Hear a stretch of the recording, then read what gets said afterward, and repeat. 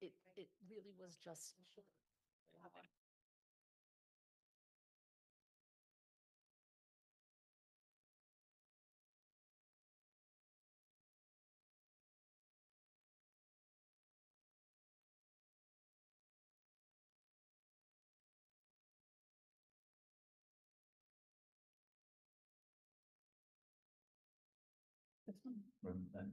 It's just what. This phone's an always on mic, Oh, so okay. you don't want that. No, one. no, no.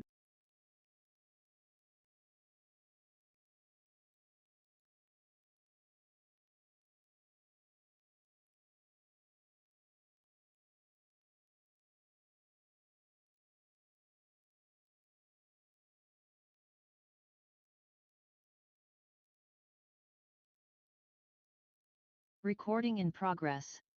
We are recording.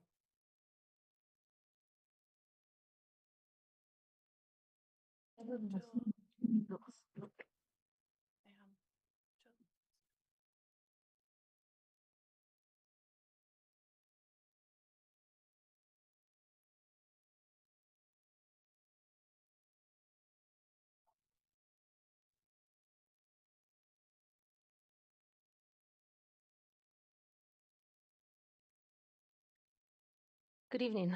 Seeing a presence of a quorum, I am calling the January 12th, 2026 regular meeting of the Town Council to order at 6:33 p.m. Please be advised that this meeting is being held in person and that the remote access option for members of the public is provided as a courtesy only. In the event of technology issues with the remote connection, the meeting will continue in person as scheduled as long as there is a quorum of the council present in the town room or through technological means. Chapter 2 of the Acts of 2025 extended through June 30th, 2027, give the ability of the public bodies to meet without a quorum of council physically present at the meeting room location, although a quorum of councilors is present in the town room. This meeting is being recorded and is accessible in real time via Zoom, phone, and as a live broadcast on Amherst Media Channel 9 and at amherstmedia.org. I will call upon each counselor by the name they have indicated that they would like to be addressed. This will indicate that we can hear you and that you can hear us. Counselor Breivik.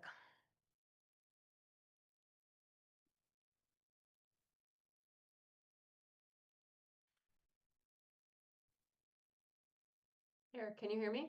Yes, thank you. Counselor Cannell Martin. Present. Andy Churchill. Present. Anna Devon Gauthier. Present.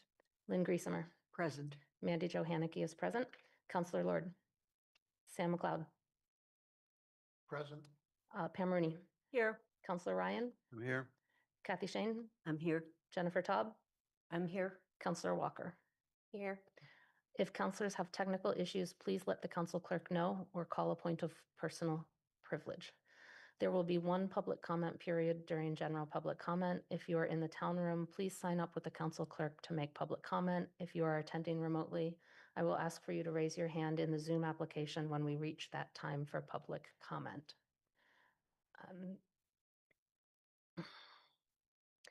We have one change in order to the agenda, which is we will be taking counselor comments immediately after I tell you the change in order of the agenda and at the time it is listed in the agenda. And then after those counselor comments, we will move on to announcements and the rest of the agenda order. At this time, I'm going to recognize Counselor Walker for counselor comments.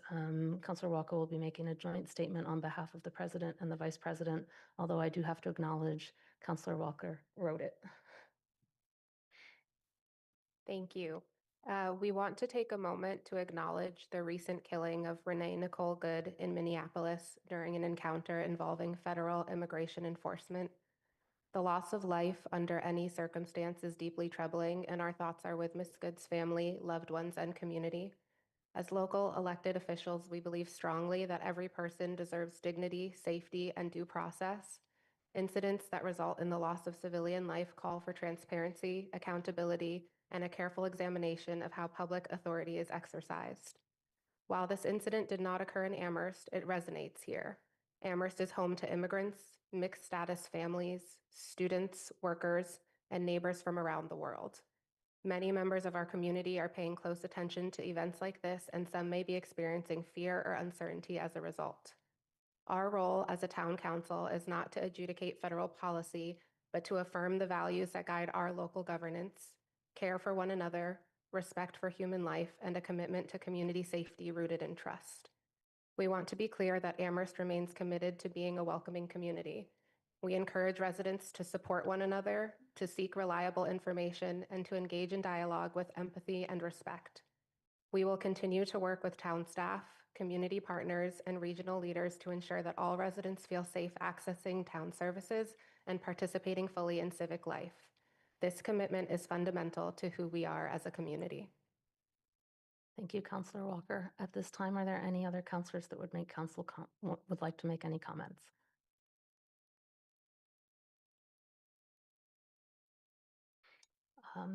Anna, I would like to appreciate the two of you for standing by that and Councillor Walker for writing it. I wish we could make a motion to all sign on board with it, and I know we can't because it wasn't on the agenda, but thank you very much. thank you. Any other councillor comments at this time? Seeing none, there will be another opportunity at the end of the meeting for councillor comments. We will move on to announcements. We have a regular council meeting on February 2nd at 6:30 p.m. Prior to that meeting will be a Black History Month flag raising outside at Town Hall, starting at 6 o'clock in the evening. It was originally posted in error on a date on the agenda. That is the only other announcement I have at this time. So we have no hearings. And so we will move on to general public comment. Anyone wishing to make general public comment who is attending remotely, please raise your hand in the Zoom application. If you are present in the town room and have not signed up with the council clerk, please do so now. Residents are welcome to make public comments on matters within the jurisdiction of the town council. The council will not engage in a dialogue or comment on matters raised during general public comment. Public comments are not reflective of the opinions of the town council. The First Amendment broadly protects individuals' right to address the government, to speak and to express themselves, including their right to say hateful and offensive things. I am generally unable to shut those commenters down under the First Amendment of the U.S. Constitution unless their level of speech falls within an exception articulated by the courts, such as fighting words, true threats to a particular individual, harassment of a particular individual, or incitement of imminent lawless activity. If a question exists as to whether a particular speaker is engaging in unprotected speech, I must defer to the principle of freedom of speech. There are no hands raised on Zoom of people who wish to make public comment at this time. How many people in the town room have signed up for public comment? One. Thank you. Each commenter will have 3 minutes to make their comment. Athena? Vince O'Connor. Vince O'Connor, please come on up, make sure the mic is on, state your name and make your comment.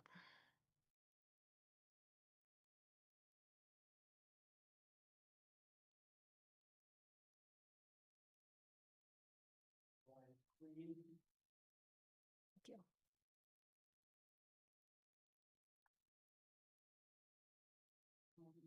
These comments are the alternatives to the staying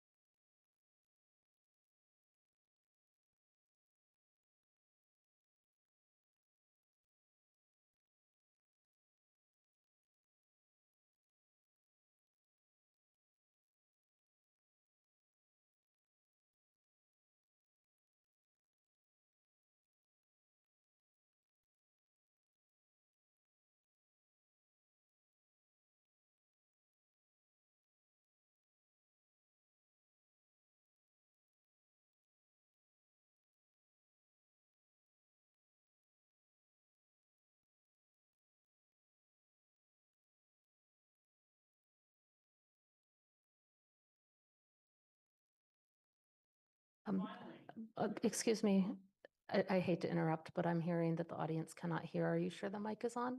The online audience cannot hear. okay, Oh, there we go. okay, yep. It was green, but it was very faint. Now, finally, if there was ever a time for a one-year fix, this is it. This is not the time to rush to embrace the likelihood that the increasingly tenuous hold on power and reality of the present racist, misogynist, crony capitalist federal administration's policy will persist this year, much less continue into the next, or to cynically use the present crisis to destroy the town's public schools as a means to turn Amherst into one big UMass dormitory.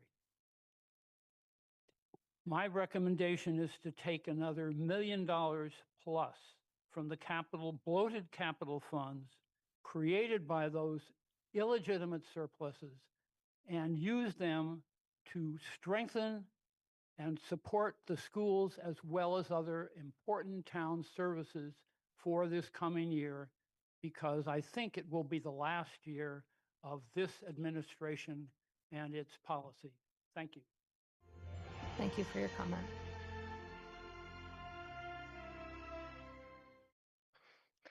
For our new counselors, that's the timer buzzer for 3 minutes, just so you know what that was. There are no other public comments at this time, so we will move on to the consent agenda. The following items were selected because they were considered to be routine and it was reasonable to expect they would pass with no controversy. To remove an item from the consent agenda for discussion later in the meeting, ask that it be removed when the president lists the consent agenda items. The request to remove an item from consent agenda does not require a second. I do have a request. If you have questions for our manager on any of the items, but the response to that question, say, would not affect your vote, please leave your question, if possible, to town manager reports and leave the item on the consent agenda. Our rules do allow us to ask very brief questions prior to the vote on consent agenda for clarification purposes too. For those of our counselors that this is their first consent agenda, to explain what it is. Everything listed on this will be voted as one package, and we will not then readdress them during the action items or items as it comes up on the agenda unless it is pulled from consent for any reason. But again, if you have a brief question, you can either save it for the manager's report or ask it afterwards. So I'm now going to read the items. If you wish to have anything removed after I finish, I will ask for that. Just raise your hand. The motion, which I will not ask for a second until after we've determined what's getting removed, is to move the following items in the printed motions thereunder and approve those items as a single unit. Waiver of Town Council Rules of Procedure Rule 8.6 for agenda items 6A, 6B, and 9A1. Item 6A, adoption of Black History Month proclamation. Item 6B, adoption of Reverend Dr. Martin Luther King Jr. Day proclamation. Item 8A, authorization of town manager to enter intergovernmental agreement. Item 8C, referral of bylaw review committee charge to governance, organization, and legislation committee. Item 8D, adoption of joint capital planning committee charge amendment. Item 8E, referral of proposed amendments to the Town Services and Outreach Committee charge to Governance, Organization, and Legislation Committee. Item 9A1, approval of town manager appointment to the Elementary School Building Committee. And item 11A, approval of minutes January 5th, 2026. I just want to note that those minutes were modified this afternoon and amended to correct the nominee on who nominated Councillor Walker for president last week. So the correct one is in the motion for those that might have noticed that. Shane seconds. Before we take the second, is there anyone who would like to remove anything from consent? Councillor Lord. Thank you. I have a question about 8C, the bylaw review committee draft charge, and the TSO. I did not notice, because it said changes, I did not notice any changes in the drafts we got. Um, It is basically a review and replace, or rescind and replace. So it might have been put into the packet as a clean document, but it isn't. What's going to GOL is essentially a rescind the current one and replace with what is the draft that is in the packet. Okay, thank you, because if there were major edits, then I want to pull it so we could discuss. Those are essentially the whole major edit, but it's just a brand new one. So thank you. No, nothing to be removed. Okay. Lynn, First of all, thank you. I appreciate the abbreviated minutes that we've seen and know that they meet the letter of the law. I would ask that in the future, we add the link to the meetings so that we can all have a full record of the meeting in one place. Thank you. thank you. I am not asking that we remove this from the agenda.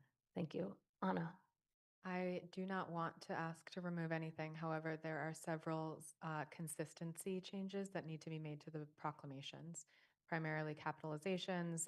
We have been writing counselors and then all the last names. Given that none of these are substantive in nature, I would love to request that I'm permitted to make those stylistic changes and still have this considered for substance on the consent agenda. without objection from any counselor, that is allowed if Thank we you. pass this on consent. I will send them to you. Um, Now I will take a second. I second the motion. We will now vote. Counselor Brevick, Yes. Counselor Cannell Martin, Yes. Andy, Yes. Anna, Aye. Lynn, Aye. Mandy is an aye. Counselor Lord, Aye. Sam, Present. is that an abstain? Okay, just clarifying. Pam, Yes. Counselor Ryan, Aye. Kathy Shane, Yes. Jennifer, Yes. Counselor Walker. Yes.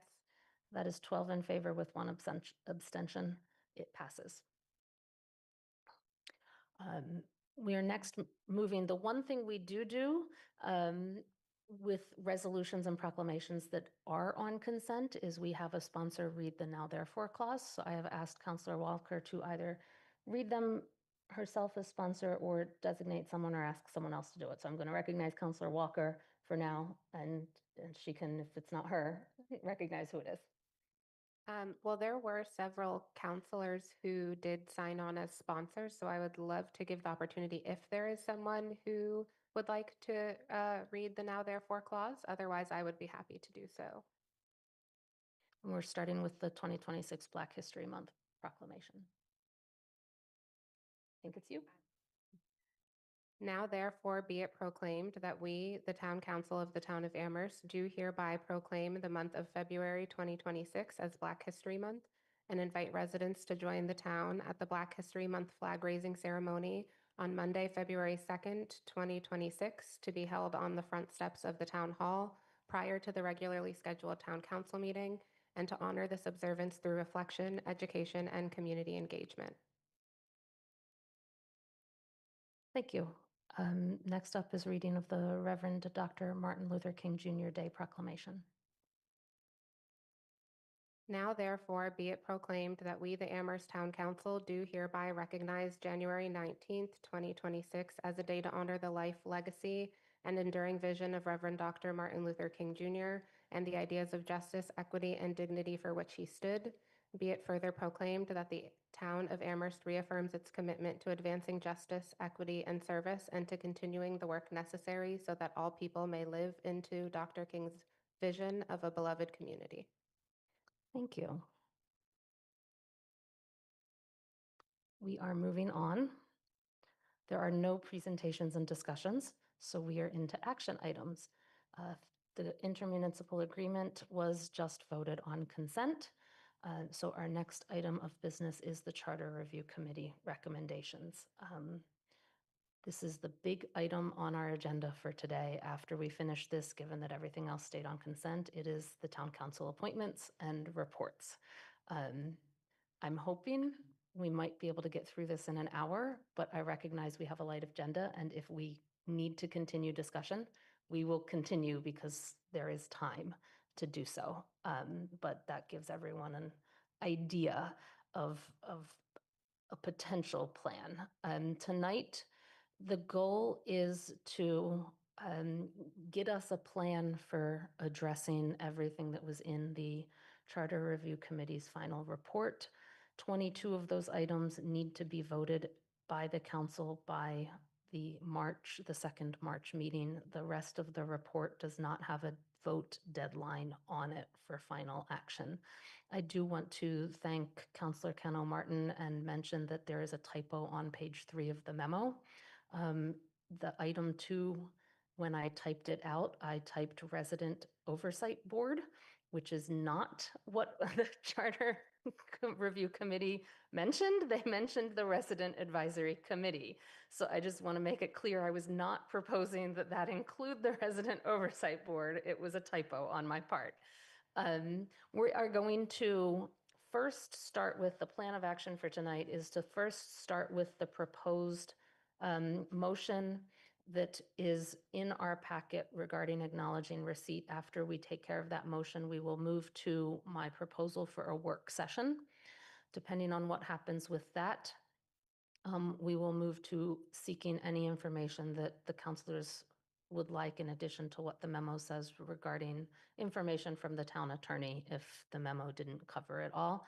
After that, we will move to all the rest of the proposed motions, which were all motions to refer. So we'll deal with it in that sort of grouping. We do have the chair of the Charter Review Committee here if there are questions about anything, although I haven't informed him that I'm hoping that this is much more of a planning sort of process discussion than a substantive discussion, but he is aware of that, but is here just in case things change. And so I'm going to start with the first motion on the motion sheet, which is move to acknowledge receipt of the Charter Review Committee's final report dated January 5th, 2026, thank all committee members for their service, and dissolve the Charter Review Committee. Is there a second? Second. We're going to give that to Lynn. Is there any discussion on this motion? Kathy? In case we weren't clear last week, I want to echo the thank you. I thought it was an amazing report. And as I went through it, the level of detail that we were given, not just the executive summary, but the background information and the link to other information was extremely useful. And it saved me a lot of time to not have to go back and watch videos of any of your meetings or read minutes. So I understand how time consuming that was, but to really get a sense of some of the 22 recommendations were unanimous, some were not, but you told us that and we were able to see it. So a major thank you for the amount of work that went into this. Thank you. Any other discussion on this motion? Seeing none, we will move to a vote. Councillor Cannell Martin. Aye. Andy Churchill. Aye. Anna Devlin Gauthier. Aye. Lynn Griesemer. Aye. Mandy Jo Haneke is an aye. Councillor Lord. Aye. Sam McLeod. Aye. Pam Rooney. Yes. Councillor Ryan. Aye. Kathy Shane. Yes. Jennifer Taub. Yes. Councillor Walker. Yes. And Councillor Brevik. Yes. That is unanimous. Thank you to all the Charter Review Committee members for their service. And your service is officially over, but hopefully unofficially, you will remain engaged as we make it through this conversation over the next couple of weeks and months. We now will move on to a discussion of the work session. I'm going to start with a motion. There is a potential motion to amend that I have already received after that, but we're going to make a motion, the main motion on first, and have a little bit of discussion and then maybe have that motion to amend and all if it's desired. And then this one will be work session plan. So I will describe my thinking after the motion is made. Moved to call a work session special town council meeting on February 9th, 2026 for the purposes of discussing the Charter Review Committee recommendations, beginning with recommendations 4, 5, 6, 8, 9, 11, 13, 17, 18, 21, and 22, and if time permits, the remaining recommendations, as listed in the Charter Review Committee's final report on pages 4 to 5. The president shall invite the town attorney, town manager, clerk of the council, former Charter Review Committee members, and any other participants she deems necessary for the work session, and shall include a period of public comment. Is there a second? Second, Rooney. Thank you. So I'm going to, before I take hands, I'm going to just explain my thinking on this one. I asked for feedback. I got feedback eventually from 7 counselors. The one was received after the memo was written, and the items that are mentioned specifically in this are the ones that had at least 3 of those 6 to 7 counselors saying, we want more discussion. I focused on this work session and that day and this motion on the 22 items in particular that need a vote by April 5th, because there is a time deadline for that. That does not mean the other items that are not included in this are of any less importance. It's just we have more time to deal with those than these. And so that is why I proposed a motion that only includes that. That's the memo basically says the rest as to why I'm proposing it this way.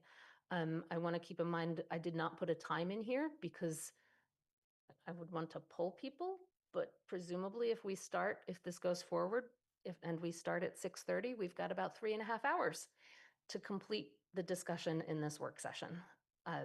Keep that in mind as we discuss everything about this motion. At this time, are there any comments, questions, or potential motions to amend?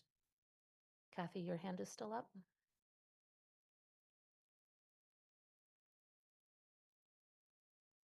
Councilor Ward. Yes, thank you. I'm going to ask a couple of questions for clarity. As I heard it, you're saying for this work session, we're prioritizing these listed because they have a time deadline closer than the other, but we will look at all of the 22 that were recommended? Yes, so actually the work session would prioritize the ones listed because those seem to get the most of the counselors that responded, the most I want to talk about it in more detail responses. If their time permitted in that 3.5 hours under this proposal, we would move to the other of the 22 that are not mentioned, because all but one of them had at least one counselor that emailed me say, hey, I want to talk about it in more detail. So at 3.5 hours, I couldn't propose 21 of 22. It just wouldn't work. So we started with the one, I proposed starting with the ones there and then moving on to the remaining of the 22 recommendations. This motion does not propose discussing at that work session anything in the rest of the report.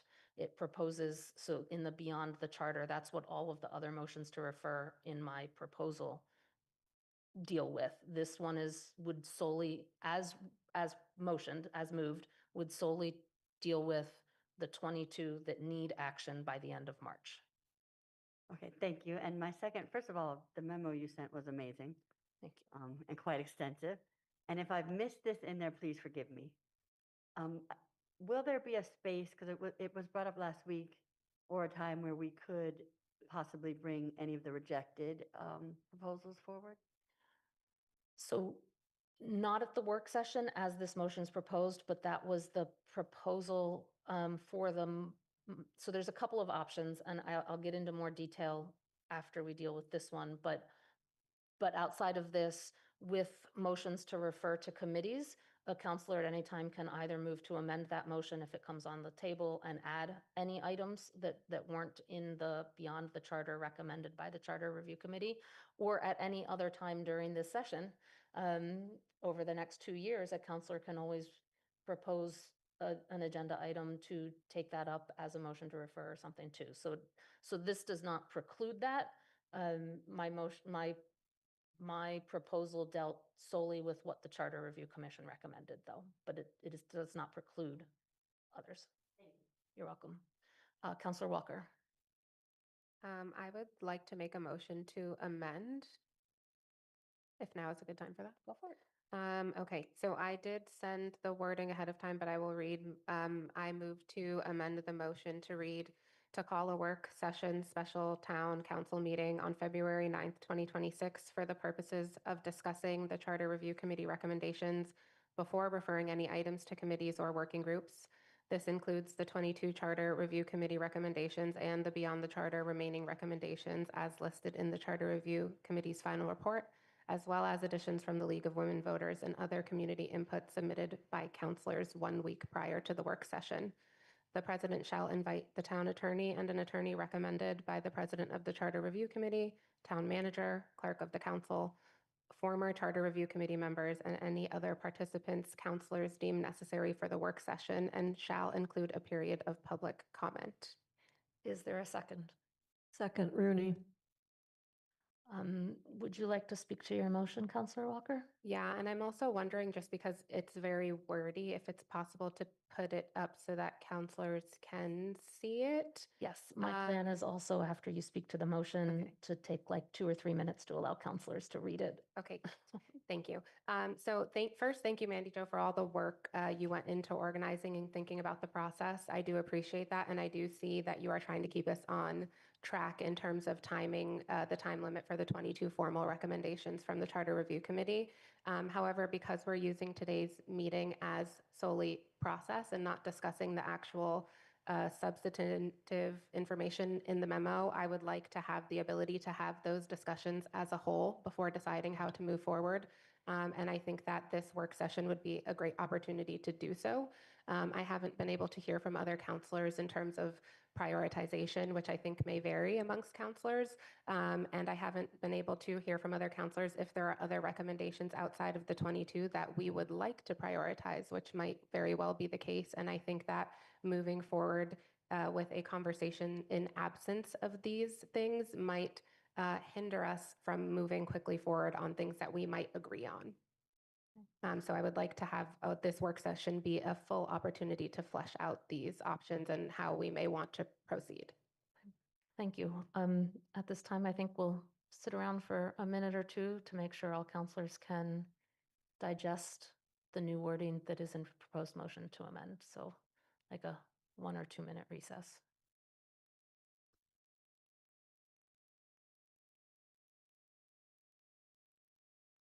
Athena, have you sent it? Can you send the language out to the counselors? Thanks.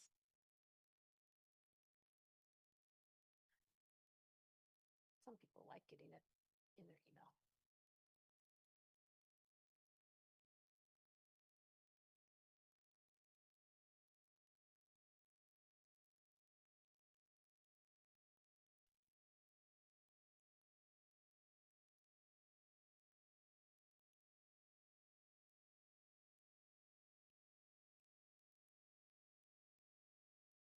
Quick point of order. When the wording says input submitted by counselors 1 week prior to the work session, are we talking about prior to the February 9 work session? So I will address that when we're back in session.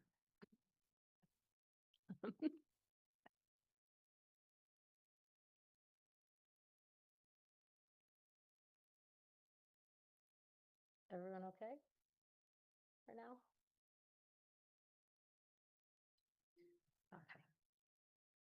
Seems like everyone's had a little bit of chance to reread it instead of just listening to it. So we're going to move back into session. While people were reading, Pam asked a clarifying question about the 1 week prior to the work session. Counselor Walker, would you like to address what your intention on that one was? Yes, because I would expect a range or a variety of answers from counselors. I think that would give the president some time to organize prior to the meeting. So it would be 1 week prior to February 9th, which would be essentially by the meeting on the 2nd, on February 2nd. We'll start with Kathy. As I understand what you've done with this amendment, with the clause additions from the League of Women Voters, so these are beyond what the Charter Review Committee recommended to us. or had as beyond the charter. So these are in addition to it. So this is a committee that we enfranchise to hear everything and come back. But this would be in addition to it. So if there was something in the League of Women Voters that they didn't come up with as 22, is that the intent? Is it okay if I? Yes. I just didn't want to limit what counselors can bring forward in terms of what they would like to see us discuss at the working session. So I'm not saying that we have to do that, but I wanted that to be an option for counselors if there was something that came out of the League of Women Voters report that counselors felt strongly about, that would still be on the table as something that we could bring forward and discuss at the work session. And then my other question in the way this is written is that the 22 and beyond the charter would also be on the table for the work session. Because one of the things, I'll just make a comment about this. One of the things I liked about the original wording, although I could see expanding it to 22, is getting a thorough discussion on the 22 in the time we have allotted rather than a rushed discussion. So we could look at some things I consider easy. It's a wording change and we might all agree with it. Some are much more substantive. And I'm worried if we broaden it too much, the 3.5 hours won't be enough to do it. So that's my concern about the change. I was thinking that we could do a straw poll on beyond the charter just before, as we all come, because I'm worried about all those referrals to committees. Maybe there's some things that none of us want to see. So there's no reason a committee should sit there and be talking about it for hours if no. But so I wasn't going to preclude it, but make it much more abbreviated than the focus on the 22. So this is written more broadly, is my comment on it. Thank you. Is it okay if I just Right, briefly yeah. respond? Thank you, Kathy. I did also think about that, and I think my intention is not to overburden the time that we have, but then we would have the option to do a straw poll in that meeting on that. The wording as is, we wouldn't even have the ability to talk about it. So I think if that's how we decide as a council to move forward, to have a very brief straw poll, and that's how we address that part of this recommendation, then that's fine. But I think the wording of the other motion just limits our ability to even do that. Counselor Kendall Martin. Yes, I wanted to speak up to support the motion as amended, and I'll just give you a few reasons why. I mean, first and foremost, I think because of all this data that has come to us as a council from different sources, the Charter Commission report, the League of Women Voters, the 22 recommendations, the Beyond the Charter. This is really our, I think, first and only chance as a council to have any conversations about those whatsoever. And so I think having this work session be more open to include these other categories of recommendations and ideas can allow us as a council to sort of decide collectively what we want to do with them. So for example, as I was going over Mandy Jo's proposed motions, I saw, some things being referred to specific committees. And I said, well, that one I kind of agree with, that one no. And like, I'd imagine my fellow councilors also will have differing opinions about what should go where. And I didn't want to make like a messy tangle of motions at this meeting about, going back and forth over what should go where. So I think that we can use this work session to do that process, which means that not necessarily we have an in-depth conversation about every single one of those things, but we can decide collectively of like what to do with it. Like, should this go to a committee? Should this go to a vote? Because there may be some things on those lists that were to be referred that could actually just go to a vote.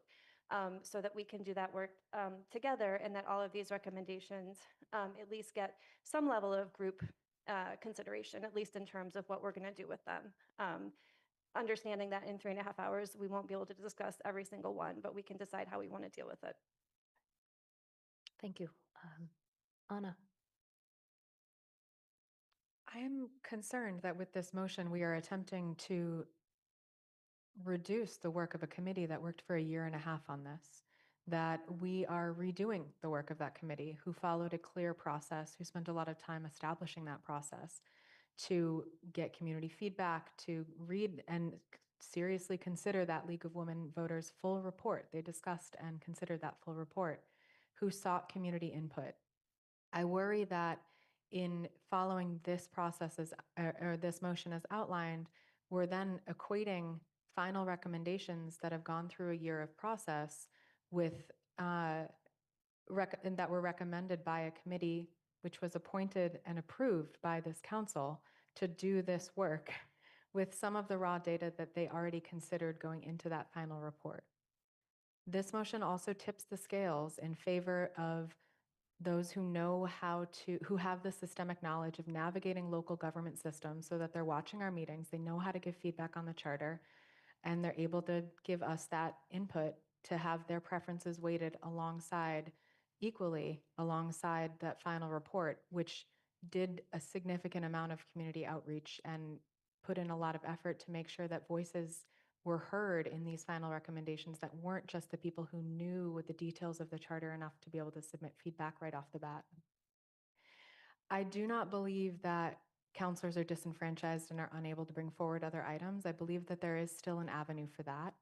And if we, at the end of the day, if we as a council were planning to look at all of the data sources that this committee used and consider them all one by one, why did we appoint a committee to do that? Why did we support their work for the past year and a half? I'm struggling to see why we don't trust a committee that we approved to do this work. Thank you. Lynn? I should just say ditto to what Anna just said and not take up any more time. Thank you, Anna. Andy? There are a number of things in this amendment, and one of them is, I think is important, is before referring items to committees, to have the meeting where people could be understanding what all the motions are, or all the suggestions are, so then we would know, as I think Amber said, some of these we might be able to just vote on rather than referring them, and some of them we might want to refer, and they may not be in the exact same order that's in the memo. So I like that idea, but I also, as someone who served on the committee, just want to ensure, confirm that we deeply considered the League of Women Voters report. We considered 35 pages of input from the community in terms of a chart of all the suggestions that we got. And it was important for us to consider each of those things. And I know that personally, I changed my mind after I heard the discussions from other members on the committee. So there was value added from the committee process that puts, I think, those recommendations on a different level than, bringing in additional things right now that would be put on the same level as Anna said. I'm also wondering that we had a chair of the Charter Review Committee, not a president, and the idea that we would have the chair of the Charter Review Committee, which has been dissolved, recommend an attorney, an additional attorney, seems like we would need to have an appropriation for that. So I like the idea of waiting on the referrals until after we meet, but I think it would be important to give some credence to the committee having done a lot of work and vote on those things now. And councilors are free to bring up other suggestions for improving the charter anytime they want. Thank you. Jennifer? I want to, excuse me, concur with Councillor Cano Martin. I mean, we have to act on and discuss and decide whether, to accept or not the 22 recommendations that are in the Charter Review Committee report. So we will do that, if not within the 90 days. That will be our goal, is to be able to accomplish that in the 90 days that's required. But for the meeting that's in this motion on February 9th, I think that we should be able to discuss the League of Women Voters, as well as the other items that aren't part of the Charter Review Committee's formal recommendations. We may, in the interest of time, want to refer that to a working group, but I don't know why we wouldn't want to be able to have all the items on the table. We know that we have to act on the recommendations in the report, but the League of Women Voters did receive input I think, from more than 200 residents. And I know that the Charter Review Committee looked at that report, but I don't, for this discussion, I guess I read the motion as having been able to put kind of everything out there that it couldn't hurt for the council to be able to refer to the League of Women Voters report, the other items in the charter review that they're not, that the committee was not specifically recommending that we adopt. But this is a way for us to decide how we want to, especially with the other items in the Charter Review Committee report that aren't part of the recommendations. We don't want to lose those and just have those be on a back burner. So I think to be able to discuss those at the special meeting on February 9th and decide how we would like a continuing discussion on those items and which items that I feel maybe a little more strongly about than the League of Women Voters. I understand that's a lot for this meeting. Maybe we want to schedule, another meeting to discuss more items or refer it to a working group. But I would be concerned that we will lose the other items that the Charter Review Committee was suggesting and recommending that we address, although not part of the recommendations they're specifically asking us to act on. I hope that's clear. Thank you. Councillor Brevik. Yeah, I'll just add in support of these amendments, and not to reiterate what Councillor Cano Martin and Councillor Tubb have just said, but just to kind of really emphasize that I think the essence of this is not to redo or rehash the great work of the Charter Review Committee or the work that has already been done to date, but really to think of it more as air traffic control almost. We have a lot of different things that have come out of this, great and thorough process, and we're kind of directing them in different ways at this point. And so to really take this work session as an opportunity to make sure we're moving things in the direction that we all agree we want things to move, where we want things to move forward. There's a lot here. And I think having the opportunity to look at it holistically in a strategic way and really map out what things kind of go together, what things, go into different categories or different priority levels. And then on the League of Women Voters piece, I think, again, that's not I don't read this as let's go look at that report and rehash it all and try to, and there's a ton in there too to go through. I do know though that I've heard a lot of counselors, kind of feeling like, oh, I wish this had made it through. And maybe there is some consensus that we have on a few items from that report that really we feel should have made it through that didn't. It's not a rehashing of that, but it's an opportunity to say, what do we do with those items then? And just making a decision at that meeting, then what's the next step for those items? And yeah, overall in favor of this wording and giving us a little more time to do that really important work. Councillor Cano Martin. Yeah, I will try not to take up so much time because I did speak already, but I just did want to address the idea that we're somehow redoing the work of the Charter Commission. And I really, or the Charter Review Committee, and I really don't think that's the case, because I think it's our job as a town council to figure out which recommendations we support and are going to vote on. And regardless, we will act on the 22 because that's part of what we need to do. So we will, of course, do that.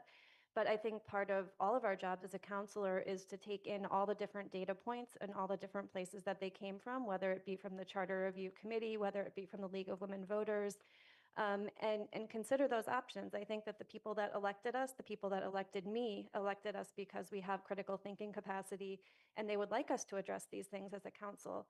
And so if they weren't included in the 22 and they weren't included in Beyond the Charter, that doesn't mean that they shouldn't get at least a hearing and a discussion. So that's my perspective, and I greatly respect the work of the Charter Review Committee. And if we didn't have that work, we wouldn't be able to even begin this conversation. So I'm very grateful. Thank you. Councillor Walker. Thank you. I just briefly wanted to also address the trust piece. I hope that my motion was not perceived as distrust in the Charter Review Committee. I very much value and appreciate and respect the work that you all have done and what you have provided to us. I think it was phenomenal. So I apologize if that was how it was received, but that was not my intention. I find this to be an extremely consequential action of the council. It's our governing document. And so I just want to ensure that the council can be as thorough as possible. I think that that was my intention. And thinking back to some other just experiences I've had on the council as a counselor, specifically serving on other committees of the council where you may be on the minority end of a vote of your committee, but then that vote moves to the full council and it's a completely different outcome because now it's the full council looking at those things. And so I just wanted to open up the possibility for counselors to bring those things forward. I meant absolutely no disrespect or distrust in my motion.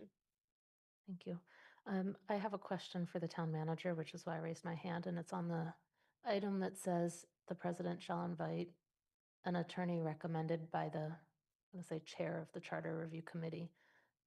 Does the charter, as currently written, allow the council or the president to even do that? No, my reading of the charter was that it does not permit that. You could certainly make the request, but it really is, the legal affairs are controlled by the town manager.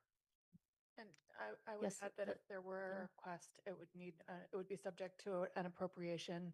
And the timeline for the proposed work session, there's not enough time to, if the council were to request an appropriation tonight, there's not enough time for that to go to finance committee and hold public hearing and so on. Thank you. Anna? Someone mentioned a working group. Jennifer, you mentioned a working group. I feel like I'm on a wheel. Is that not a charter review committee, subcommittee of the council?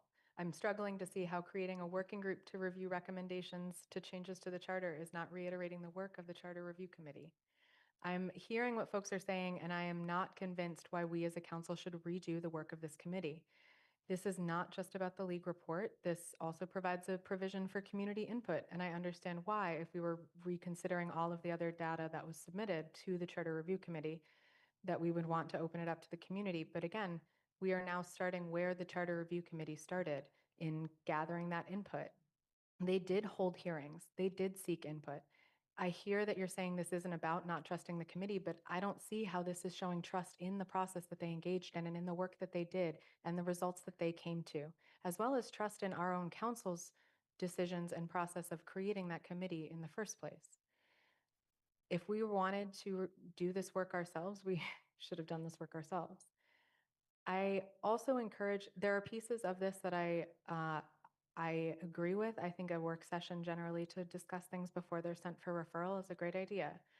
Lastly, I would encourage counselors to review Mass General Law, Part 1, Title 7, Chapter 43B, Section 10.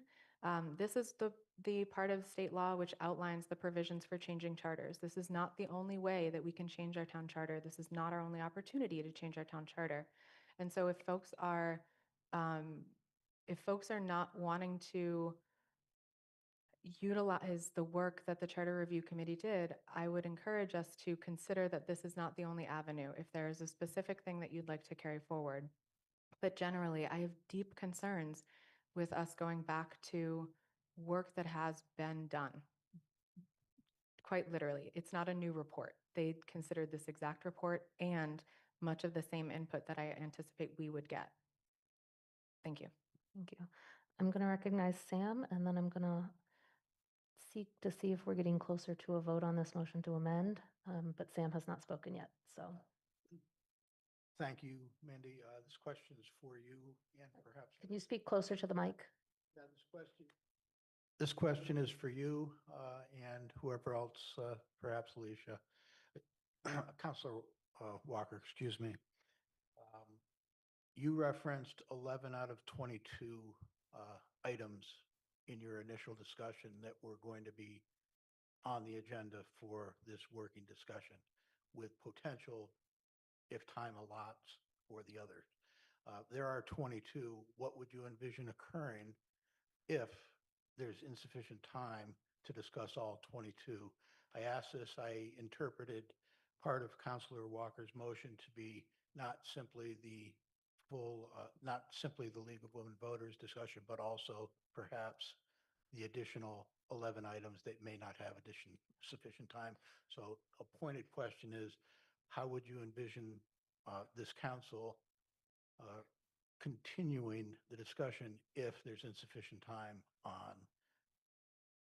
the work study group for the 22 at first, and separately, if a council member had interest in the future in raising a topic, how might they do so? So, as I said, the work session would run somewhere between 3.5 and 4 hours. That's not a lot of time for 11, let alone 22 when you break it down. So, in my mind, besides trying to do a really good job of keeping people on point on what do we need to know to get to a vote, not necessarily deliberate that night. Have a portion and potentially a large portion, depending on what else is on the agenda of the February 23rd meeting, sort of to, it wouldn't be a formal work session, but to sort of continue that work session with further discussion and all if we couldn't get to it all. So I'm looking at the February 23rd meeting as another time before a vote in March, if we're not ready for a vote at the first March meeting, which I hope we would be for some of them. We do it again in March. And this is something that we have to get done by March 23rd. And so I foresee having to, not just the work session not being the only time as a president I have to devote council time to. I see it coming, and I've even considered maybe even the next February 2nd meeting doing some of this too, potentially as counselors came in before this meeting with various recommendations on, should we discuss straw poll before we even refer anything and all of that? Do we do some of that tonight was some of my thinking of, we've got a little bit of time. Can we get some of that going tonight on some of the bond, the charter stuff? Do we put it on February 2nd? Do we, so I that's what I see us potentially doing. We will have the attorney at the February 9th meeting. We should use our attorney to our fullest extent while she is present too.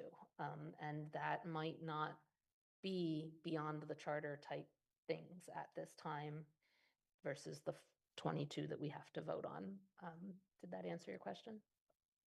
I believe it answered part of it. The last part of the question I added on was, what might counselors who have questions in addition to the 22, how in the future might they raise such a, I believe you addressed that briefly in your initial discussion, but I think it would be helpful for clarification.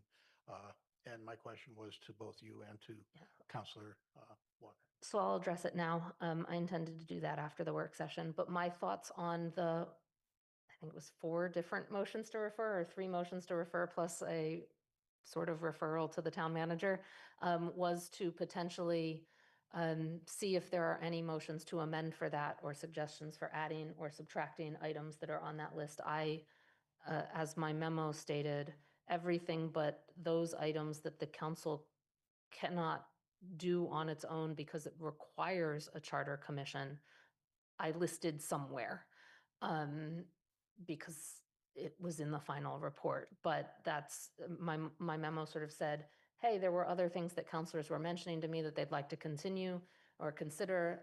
That would be appropriate for a motion to amend that referral motion, or depending on how we do stuff, a separate request to me to put an additional conversation on a council agenda to discuss X, Y, and Z things for potential referral if it wasn't included in this set of referrals. So there are many pathways to continue to bring them up. I appreciate your responses and recognize your intent to focus on the time deadlines of the 90 days. Thank you. Does anyone else, I see a lot of hands up. We're on about 30 minutes of this discussion on a motion to amend. Does anyone have anything new to add or still not ready to take a vote? So I'm going to go in the order then here. Andy. So I'm hearing 3 things in this sorry. We got over here. I'm hearing 3 things in this motion, and there's acting on the 22 specific recommendations. There's acting on the beyond the charter ideas that follow that in the report. And there's then considering additional ideas that are not in the report that people have heard about or want to consider. And so I think we've heard that counselors can bring additional ideas at any time beyond this deadline. So I might separate that from the first two, but I'm hearing interest in making sure we don't lose the beyond the charter ideas. And I think the committee would be similarly interested in not losing those. So I'm wondering if we could do some of the air traffic control work that Jill was talking about, that use the February 9th meeting to figure out what are we going to do with the 22 and the beyond the charter ideas in some way. And if we wanted to do that, we could amend this motion to just stop after this includes the 22 Charter Review Committee recommendations and the beyond the charter remaining recommendations as listed in the Charter Review Committee's final report. Any additional ideas that people want to bring to the table could be brought at a later date, but would not be dealt with in this particular time frame. I'm going to skip over Councillor Kenomaton for now because you've already spoken twice and there are a couple that have not spoken twice that still have their hands raised. So I'm going to go to them. Jennifer. Thank you. So I just sort of threw out working group because I was thinking of what do we do with beyond the charter? That might be something we decide to do on February 9th. But I did have a question on page 6 of your memo, Councillor Haneke, where you have, I think there's items that you say are really beyond the purview of the council to change. It would have to go before the voters. But that was, if I'm understanding correctly, those are among the items that were in beyond the charter? Yes, those are the only items that I did not, in my memo, propose to be referred or dealt with directly. Yes. But we could discuss those if we have the session on February 9th. Yes. Okay. Councillor Breivik. Yeah, just two really quick things. One thing that just keeps coming into my mind is this, we are in the phase of implementation. So thinking about we got a lot of recommendations. Again, we're not trying to redo that work, but what's in front of us right now is implementation. And so this amendment is referring to the strategy and process of how we go forward with implementing the recommendations that we're now deciding on as a council. That's at least my understanding of it. And I think that maybe helps just differentiate the work that's been done with the work that's now in front of us. And I think I agree with what Andy said in terms of looking at it in the kind of 3 buckets. I think though that I would recommend keeping something about what we do with things that counselors want to see considered, or something relating to that, things that have not yet been included that we want to see included in this work session. Not necessarily to go through and have discussion on each of those items, but to determine what pathway forward we want to use as a council, that we together agree on what that will look like. So we're not all wondering, or we're not doing separate work, that we develop something together to address that piece of the puzzle. I would recommend keeping it in just insofar as to get to that place with it. Lynn. I do see the benefit of having a discussion of the 22 on the 9th and then doing the referrals. I'm just going to reflect on 7 years of meetings. That will take all of the 9th and probably a lot more. If the council would like to then set up a separate meeting to understand those issues beyond the charter, which I think would be useful for the general public as well, then maybe we could have an hour set aside at another council meeting to talk about the requests, for example, a mayor form of government is beyond this charter, okay? But this is charter business, and I think it's important for all members of the council to feel comfortable and also the public to feel comfortable that we've done what we had to do. And there are still other options, but those options require different actions. So the way I would amend the amendment, if you will, is to, let me just see if I can get this, this includes the 22 Charter Review Committee recommendations, period, and stop there. And I want to respect the fact that they've taken into consideration all these others. We've also been told basically that we cannot invite an additional legal counsel. That's already off the agenda. So the motion would read to call a work session special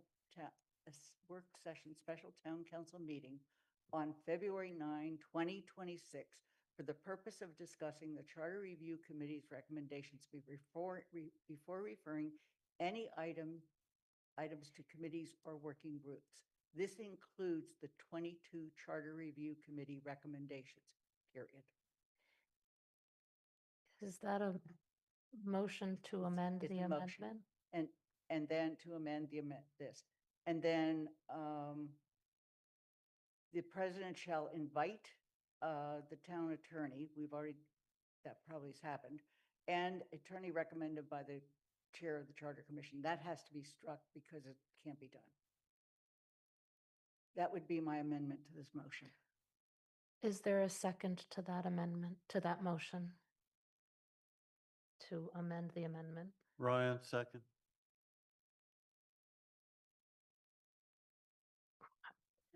May I speak to You that? may speak to that motion. Thank you. Thank you. First of all, again, I think if we spend all of the 9th on the 22, I hope we're not here till midnight, okay? Second of all, it's a totally separate education for both the council and the public about what is beyond the charter may be called for so that people do understand what we can do and what the process is to make other changes such as the ones that were suggested beyond the charter. I think this is a particularly important time for Amherst to do this. We've had 7 years of trying this form of government, and if somebody wants to have the energy to try to change the form of government, then fine, let's at least educate the public on how that's done. And then the other piece, and this really goes back to the fact that we do have a very good committee. They spent a year and a half. We gave them extensions so that they could do the outstanding report that they've given us. And in the process, they have consulted with not just the League of Women Voters, but many, many other groups as well. So if different counselors at different times during the next 2 years want to bring forward any of those additional ideas, they certainly can do that. It means we have to all go back and do our homework and read the stuff. That's where. So I see 4 hands up, 3 of whom have already spoken twice, but not particularly on this motion to amend the amendment. However, it's very similar to the discussions that's already been happening. So I'm going to start with the person who has not spoken yet and then move back to those that have already spoken. But I want us to think about whether are we just repeating things? Can we start getting ready to move to a vote? So Pam. Thank you. I'd like to amend Lynn's amendment in that I think it is important to at least leave the beyond the charter remaining recommendations in this discussion because we may not talk about them per se, but we can discuss where they might go, who that might get referred to. I want them to be listed as something we might talk about that night. So I'm not going to accept that. Give me a second here, because you cannot amend an amendment twice. But I'm going to ask if the 2 people that made the motion and seconded the motion would be willing to unstrike from that motion. You know, you move to strike a bunch of stuff. and leave, so sort of unstrike the and the beyond the charter remaining recommendations as listed in the Charter Review Committee's final report. And then that's where that period would be. Is that a friendly amendment? I agree to that. Would like to speak to why I agree to it after we Okay. get a second. See what their second is. Well, Counselor Ryan seconded the original one. Yeah, I seconded it. And are you okay with that as a friendly amendment, or do I need to do another procedural thing? And I'll clear up what that would be if that's not friendly. I'm willing to accept that change, yes. Okay, so that will be a friendly amendment. So the motion to amend that is on the floor is the red strikeout to the amendment that Counselor Walker proposed. We have 3 counselors with hands up. We are going to move back to Counselor Cano Martin now. Thank you for your patience. Thank you. I just want to speak to the striking of the attorney recommended by the president of the Charter Review Committee. And I think that the reason we should either leave that in or just include these people in the Charter Review Committee members we invite is that the Charter Review Commission did work with the Collins Center, which I do understand included attorneys who did review these recommendations and can give us their feedback. It just kind of seems like we're redoing our work if we have another legal opinion that's not in dialogue with a previous legal opinion. So if people can agree that they be among the people that are invited by the Charter Review Committee, then maybe we can still strike the attorney. So what I will say is well, it's any other participants counselors deem necessary. The concern as president that I have with the Collins Center and my experience the last time I worked with the Collins Center was they have a contract. I believe that contract has been fulfilled. And so it might require, if they come to another meeting, a new addendum to the contract or another financial appropriation for the same reason. But I will say, as president of the council, I am not against asking if that is possible or if there is other money that could be spent that is immediately available within the council's budget to do that if the Collins Center is available that night. I can't, and I don't know whether the manager could or the clerk of the council could speak to those potential issues. So we did have an agreement with the Collins Center to do certain work. I'm not sure the status of that, if they've completed their work on that. I assume they have, since the Charter Committee has completed its work. We would have to re-procure the services and redefine it as legal advice, because I don't think that's what we requested from the Collins Center previously. In terms of funding for it, I don't know what's left in the appropriation. We'd have to look. I think the original appropriation was the amount of the contract. Okay, thank you. I will say one thing that I'll mention now, although we mention it a lot of times in counselor comments about the MMA conference. Those going to the MMA conference, the Collins Center is always there.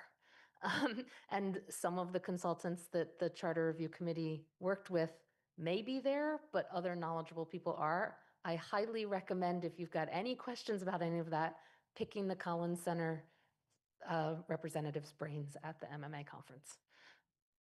KP Law also attends, Yes. and a variety of their lawyers are there, and great opportunity to get some advice. Can I then understand that if the Collins Center agrees to give us a freebie or it's already still in their contract, we can invite them to this meeting? So I will work with the town manager and note that and ask an exploration of that, but that's all I can promise at this point, is to ask the manager to see if it's possible. Councilor Ryan has not spoken yet, so under our rules, I go to Councilor Ryan. Thank you. I personally think that we're biting off way more than we can chew, but I can live with this as it stands with the language that's been stricken. I think in my experience of 5 years on this body, 3.5 hours is not going to be anywhere near enough. I thought the original motion was a noble attempt to try and put some order into an extremely complex process. This is going to make it more difficult, but I hear what some are saying, that they feel the need to discuss all the items first before we make any decision about where they go. So if people will support these changes, I can vote for this amended motion, amended motion. But I cannot vote for the motion as it stands unamended.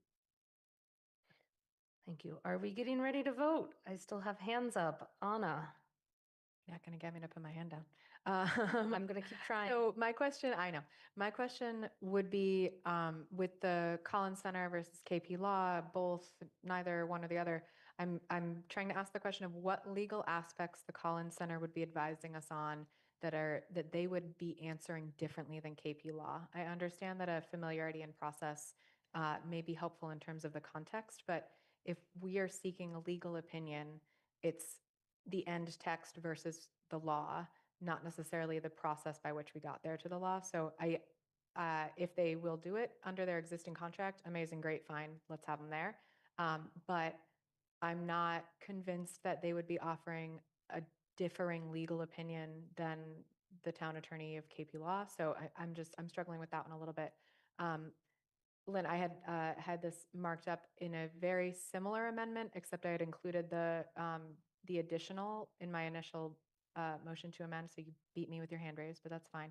But the reason why is that I believe that including the beyond the charter recommendations in this initial motion, one, means we do not need to pass then a second motion planning a second time period to then review all of those additional pieces. I think that this saves us that step and allows us to still end the conversation on time if we need to, but continue it to a later date as needed versus having to go back. So I think logistically, it makes more sense to have it in here. Lastly, I do hope, based on the conversation, I do hope that counselors will review the relevant sections of Mass General Law that pertain to charter changes, and I'm happy to send a link to it because I hope that counselors feel empowered to bring forward the changes that if they see fit, if it doesn't come from this process, and I will send a link to that page. Thank you. Counselor Walker. Thank you. I actually had my hand up to make this exact amendment. But I just had one other question, and it doesn't necessarily mean to change anything here, but because you can ask us to do this regardless, but would it still be helpful to have our feedback 1 week prior to the work session? Because that is also being stricken. Yes, but I'll be asking for a lot, so I don't think it needs to be in the motion. I'll be coming out with a whole bunch of things to prepare for it when I figure out how I'm going to manage 3.5 hours. So, Lynn. Yes, first of all, Alicia, thank you. I think you and I both are trying to find a way forward that makes people feel comfortable with how we're going to proceed, and I appreciate that. The other thing is that even though we may not on the 9th get to the issue of the beyond the charter, at least with this motion, the way it now stands, it's on the record, and it means we will have a conversation about it at some point. So I fully support this amendment the way it is right now. Thank you. Thanks. Andy. Yeah, I support this. I support this as well, and it's on the notion of air traffic control that this meeting will help us to sort of address the various buckets that we just talked about, in particular the 22 recommendations and the beyond the charter, and sort of figure out how those are going to get divvied up down the road. And just wanted to mention that if we do ask the Collins Center to participate in this, they were extremely helpful to the committee in terms of providing context and sort of saying and sort of reassuring us or educating us about why the various language was written the way it was written. So I'm not convinced that they wouldn't. They were the one. Pat, the woman who worked with us the most, was very enthusiastic, and I wouldn't put it by her to give us a freebie, actually. So I see their role as different from a lawyer. They're more of a consultant who understands local government and charters, but then JP Law has the role to say what's legal and what's not. Thank you. So I see no more hands, so we are moving to votes. I'm going to be very clear on what we are voting on, which time. We might have 3 coming up. The first one is it's a vote on the motion to amend the amendment. And it means an aye vote or a yes vote would accept the red deletions. So you would, if you're voting yes, you want what is in red strucken out. You agree with striking that out. If you vote no, you don't want it struck out from that. So that's what the yes and the no is. So we're going to move to a vote on that, and we are going to start with Andy Churchill. Yes. Anna Devlin Gauthier. Aye. Lynn Griesemer. Aye. Mandy Jo Haneke is an aye. Counselor Lord. Aye. Sean McLeod. Sam Aye. McLeod, sorry. Pam Rooney. Yes. Counselor Ryan. Aye. Kathy Shane. Yes. Jennifer Taub. Yes. Counselor Walker. Yes. Counselor Brevick. Yes. Counselor Cano Martin. Yes. That is unanimous for accepting and adopting the motion to amend the amendment. So the red is being stricken. We are now, if there are no further comments, going to vote on a motion to amend the original motion. What this means is a yes vote would substitute what is on the floor, what is on that screen, the Counselor Walker's motion minus the red, for the motion that was originally in the packet. This is substituting it. Everyone understand? Okay, we are, an aye vote says, yes, you want to substitute that. A no vote says you don't. We start with Lynn Griesemer. Aye. Mandy Jo Haneke is an aye. Sorry, I missed you, Anna. I'll come back to you. Okay. And yeah, Counselor Lord. Aye. Sam McLeod. Aye. Pam Rooney. Yes. Counselor Ryan. Aye. Kathy Shane.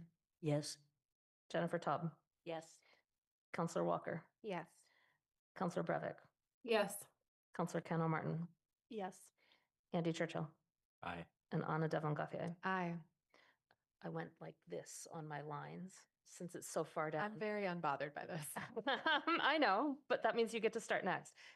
We are now going to, it seems kind of redundant, but we are going to vote on that to adopt that motion now. So the motion to amend passed, so we are now voting to adopt the motion that says to call a work session special town council meeting on February 9, 2026 for the purposes of discussing the Charter Review Committee recommendations, and I'm not going to read the rest. But that is what we are, if an aye vote adopts it, and we will have a work session, a no vote, we don't have a work session. We are going to start with Anna Devlin Gauthier. Oh my gosh. Aye. Lynn Griesemer. Aye. Mandy Jo Haneke is an aye. Counselor Lord. Aye. Sam McLeod. Aye. Pam Rooney. Yes. Counselor Ryan. Aye. Kathy Shane. Yes. Jennifer Taub. Yes. Counselor Walker. Yes. Counselor Brevick. Yes. Counselor Cano Martin. Yes. Andy Churchill. Yes. That is unanimous. We will be having a work session on February 9th, 2026. I will likely call it for 6:30 because I don't like moving meetings earlier when I don't have to. But I will get that out once I talk to people to ensure we've got the right people at the right times. On the agenda, motion sheet was a whole bunch of motions to refer. I understand what we just voted, so I am going to confirm with the council that they do not want to take up these motions to refer that were proposed until after the work session. And so I don't intend to make any of those motions, which was a motion to refer to GOL, a motion to refer to TSO, a motion to refer to finance, and a motion to refer to the town manager. So I'm not intending on taking any of them up, but I'm not closing out this discussion just yet because I want to give the two counselors who wrote in with potential motions, new motions, none of them were motions to amend, a chance to speak to those motions without making those motions so that, because I'm going to take those motions as sort of the same thing as the referrals that the work session might deal with, is why I'm saying that. But to give the counselors a chance to indicate to the council what they might be asking after the work session, so the council has time to consider it and think about it. If we don't do it now, they can't talk to the council about it because of open meeting law. So I'm going to start with, there were two, and I'm going to start with Councilor Cano Martin, just so you can I'm politely asking you don't make the motion just because of the good discussion we had, but you can read it. And if you would like to make it, I can't stop you, right? But given the discussion we had, I'm asking you not to, but you can and seek a second if you want, but I will let you speak to it just so everyone knows what it is. Yes, so the motion says, I'm not making the motion, I'm reading it. Under Town Council Rule Procedure 10.4D, I move to create an ad hoc committee called the Transparency and Public Engagement Working Group to review, study, prioritize, and create a plan for implementing the items found on pages 19 to 21 of the final report of the Amherst Charter Review Committee of 1/5/26. This ad hoc group will be composed of 3 council members, 3 residents, the town manager, and/or staff members he may include as needed to address work items on the list. This group will produce and share with the council a draft work plan by September 1, 2026. So to speak to that, I would just say there's a lot of items that were on in the memorandum under the things to refer to the town manager that occurred to me. A lot of them were simply work items, not necessarily items that would require any changes to the charter. For example, making clear the various ways that residents can participate in town governments, updating the website, detailing budget documents. A lot of these items are just honestly work, and the people who would end up doing that work is likely the town manager and his staff. I think that having council members to assist with prioritizing that work and coming up with a work plan would be extremely beneficial because, first of all, it wouldn't just leave it all to the town manager. I think there are residents that have felt strongly about these things that might be willing to help out and to take on some of that work. And at the same time, I think there's also counselors that feel very passionately about this work and would be happy to serve on such a working group, myself included. So I think that there is an advantage to creating that working group tonight, just because that will give us yet another option of where to refer things when we have our meeting on the 9th, as there may be items that, like I said, are just work items and they don't require any rule changes. They're just things that can be put on a to-do list. Does that? Thank you. I will, at this point, clarifying questions, and I actually have one myself, but if other counselors have clarifying questions, and as I said, I won't stop you from making one if you think it's most appropriate to make the motion tonight. But my clarifying question is, was this motion intended to potentially take the place of referring a number of those items that were in that from referring to either the manager or the various council committees? No, so I would say there's still things that would need to be referred to council committees and things that would need to go directly to a vote. This is sort of a third category of thing that is just more like a to-do thing. It's like a piece of work that needs to be done. So I think it just gives us another category and another place to refer some of this work. Any questions? Comments? Thoughts? Anna? Could you, I'm not always an auditory person, so I'm processing that a little bit still, but can you clarify the why create a working group versus send this to TSO, given the charge of TSO? Counselor?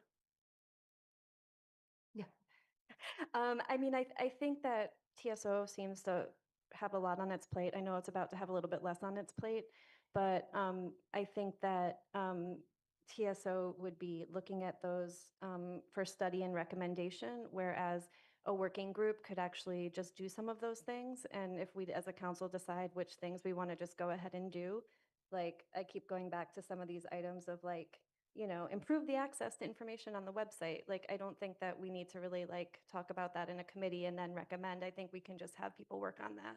So I think that would be the vision. Do you have any follow-up, Anna? I do. So I know that that was just an example, so I'm not like harping on the one thing. So one of the challenges that I've run into on the council is that the council cannot direct the actions of staff. We can only direct things to Paul. And we are not permitted to like go in and do updates to the website ourselves.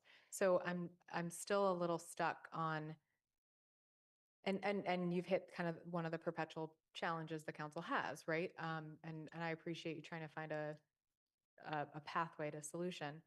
But this working group still has to abide by the charter, in which we cannot direct the actions of staff. We can ask Paul to do something. So again, I'm wondering if you could pitch me one more time on this, because with that limitation on our ability that we can't change, how would we move differently than a committee? And I recognize that committees have other work as well, but you're still staffing it with counselors who are on those committees doing that work. So and are busy doing it. So I'm curious. Thank you.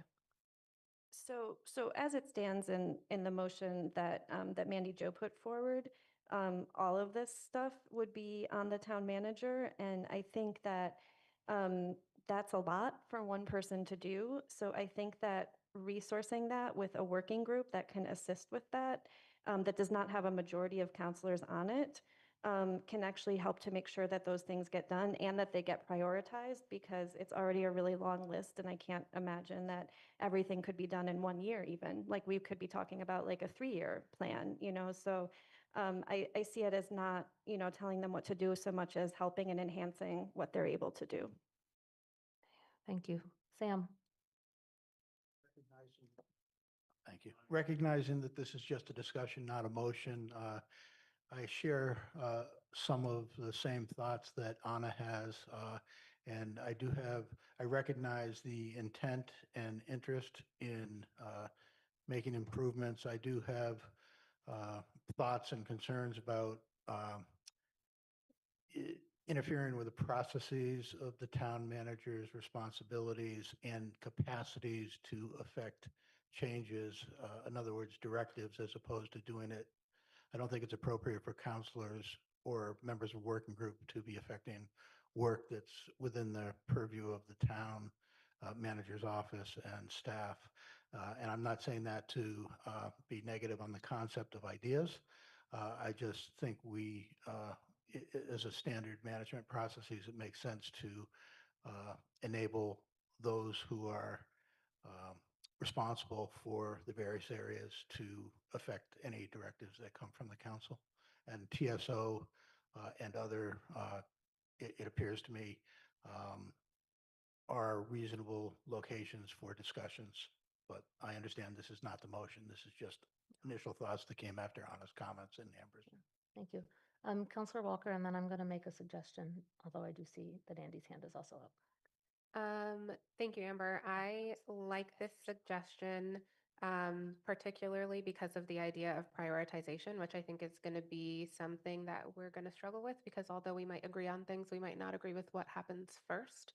And I think that that's going to be a challenging piece of sort of all of the moving pieces to moving these recommendations forward. A question that I have, not necessarily for Amber, maybe for you, Mandy Jo, is how were you envisioning the referral to the town manager working, considering that we do not have any of these as town manager goals? And so how would we measure the progress without some other avenue?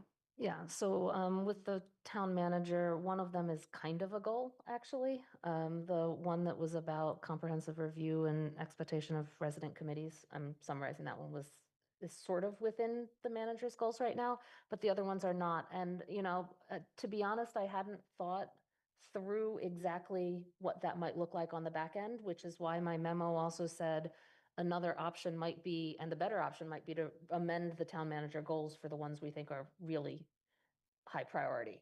I was just trying to, in 3 days, get something out there, to be honest. So I think it might need further discussion, which is why I wanted to say, I don't want us to get too bogged down on this right now.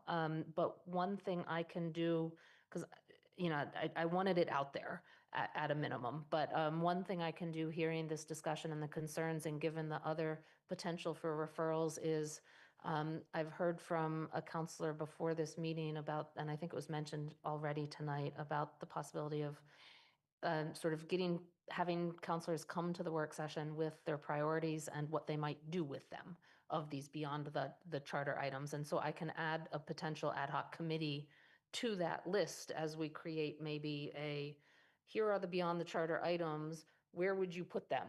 if you had your choice as counselors, and then I would need time to gather that input, and produce that, and that might help us focus that conversation into where does everything go, that air traffic control, as Counselor Brevik said. So that's sort of to give you an idea of, as I hear this conversation, what I'm leaning to is including this potential ad hoc committee into one of the options besides the 4 places I had for referral, as we prepare for the work session. Having heard that, I see 3 hands up. We still have 1 motion I wanted to give another counselor time to talk about and indicate again for that heads up in preparation for, although if the counselor wants to make this a motion, obviously the counselor can. So the 3 hands that are up, Andy. Yeah, I appreciate that the goal of this proposal is to make sure that the public engagement issues that were raised in the report are dealt with and considered. And I just would quote from the report that this working group could entail referring to an existing committee or creating a new ad hoc working group to include residents and/or enlisting the community participation officer function to greater effect. So again, in the air traffic controller metaphor, which seems to be very effective in considering this, that we might want to just have the notion of a separate ad hoc working group, but not necessarily what the composition of that working group would be, as one of the, we've got our committees, we've got the potential separate working group, and maybe some things would fall into that. Okay, thank you. Pam? Thank you. I like the concept of delving these and figuring out how they get implemented. But I'm also I'm sort of thinking about committees in general, and many committees make recommendations, so the committees themselves don't actually do the work. And then I'm looking at some of the items on page 5 of the list that might go to the town manager, and at least the first 3 show up in other committees' proposed referral lists already. And so it's, we would not be asking both the town manager and a council committee to be doing the same work. So it looks like, I think, a good discussion, which is why it's great that the Beyond is still in the discussion. I'd love to have the discussion, not tonight. Thank you. Anna?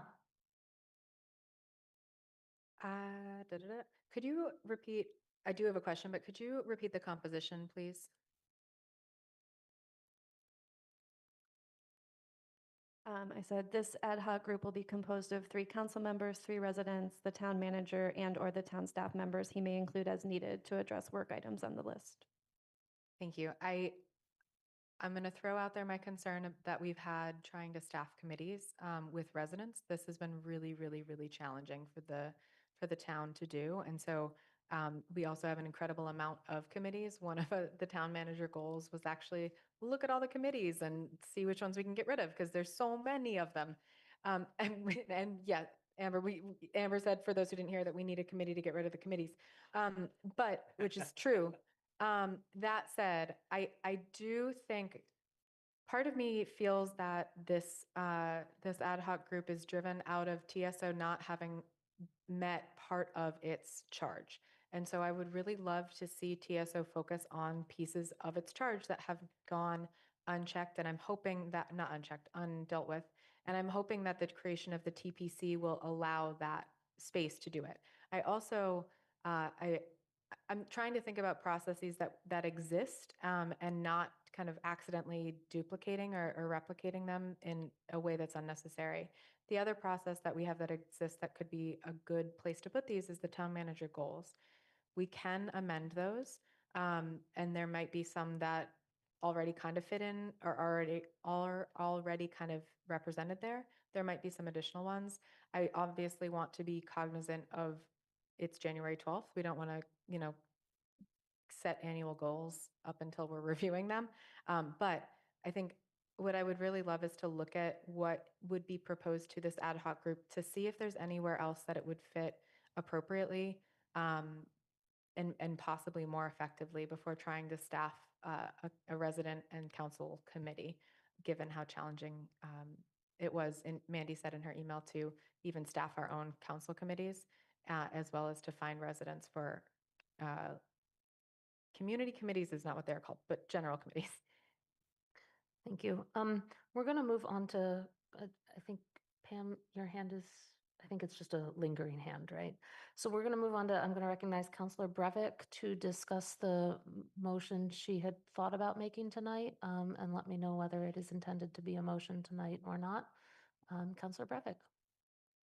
Well, I was just really excited to make my first motion, but I am happy to hold this one until after I think it does make sense.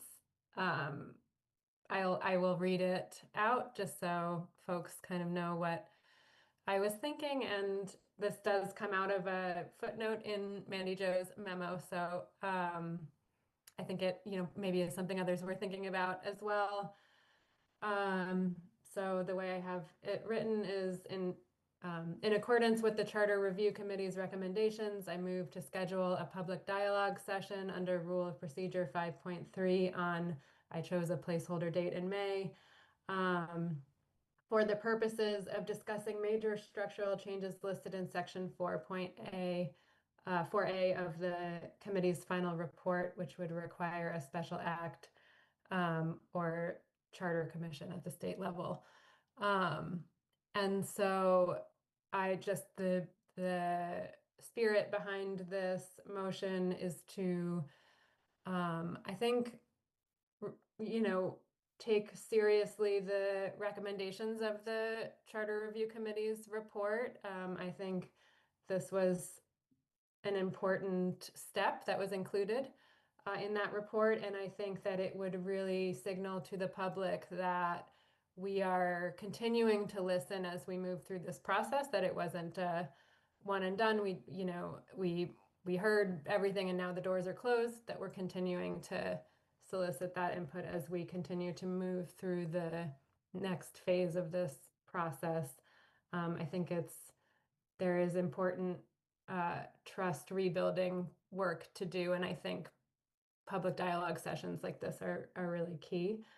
And I'm happy that our work session that we just decided upon will include a discussion of what to do with those beyond the charter, the structural changes, because I think that will help inform whether we want to do this, if we want to do this, how we want to do it, and kind of how to shape this next step too. So I'm happy to hold off on proposing this motion for now. Thank you. I'm going to make sure I clarify for myself what is on here.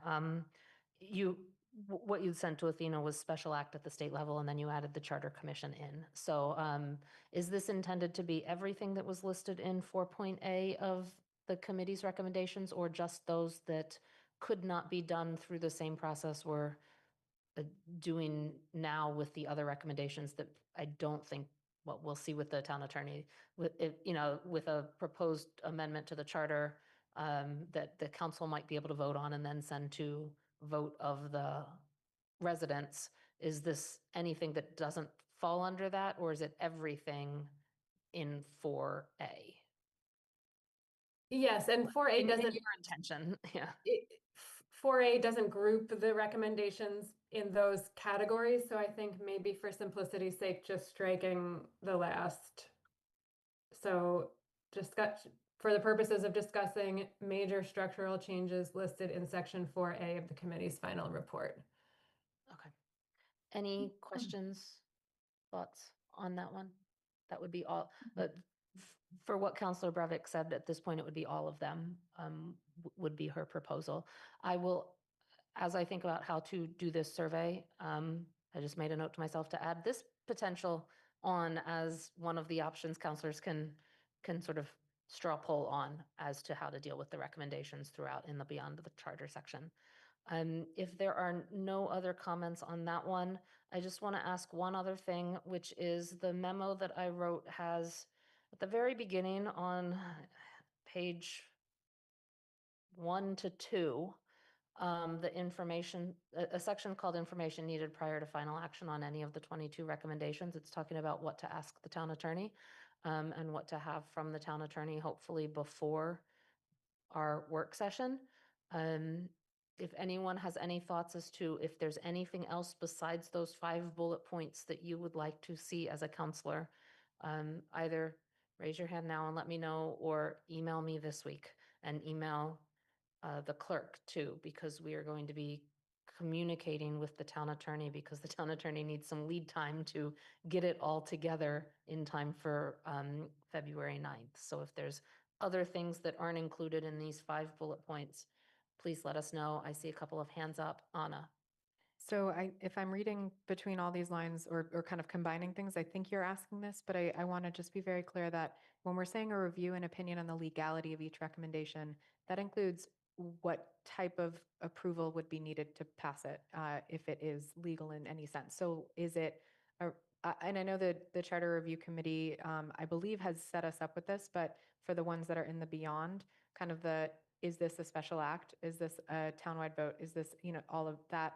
I think that might be what you mean by process for adopting. But I just wanted to confirm that that is part of the question. We're not just asking for the legality of the items that we as a council could approve as a change. So my memo asked for the legality on the 22 that we had to act on, and also 2 bullet points later, what do we need to do? Is it just a vote of the council plus the people, or is it a vote of the council and then a special act and all of that? But what I'm hearing from you is that you would like to include in that the legality and what would be required for everything also listed in sort of bold and the beyond the charter recommendations? I think so, and I'm open to Okay. discussion on it, because if we're hoping to have serious conversation about it, we should know what it would take to Okay. pass them. I will note that one down. Anything else from you, Anna? Okay, so Pam. Yeah, my question was simply, did the Charter Commission not get legal review of all of its proposals?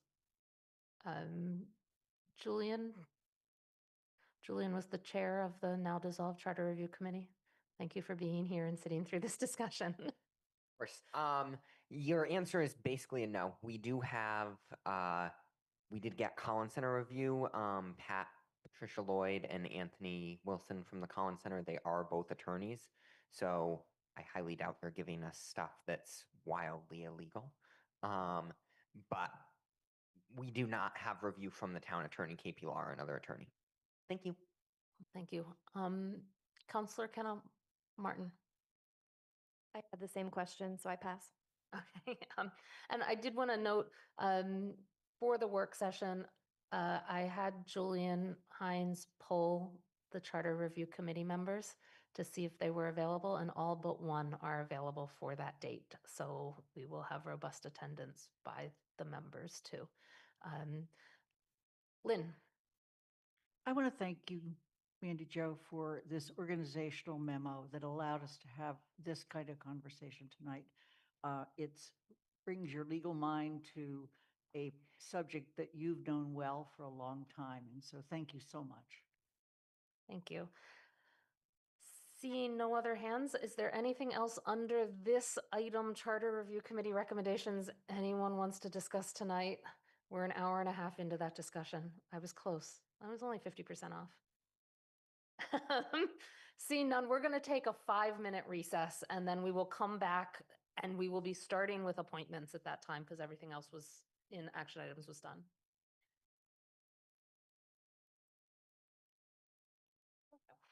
Yeah, we made it through. A little longer than I'd hoped, but not too much. Not too much. Only 50%. Yeah, yeah. Not so bad.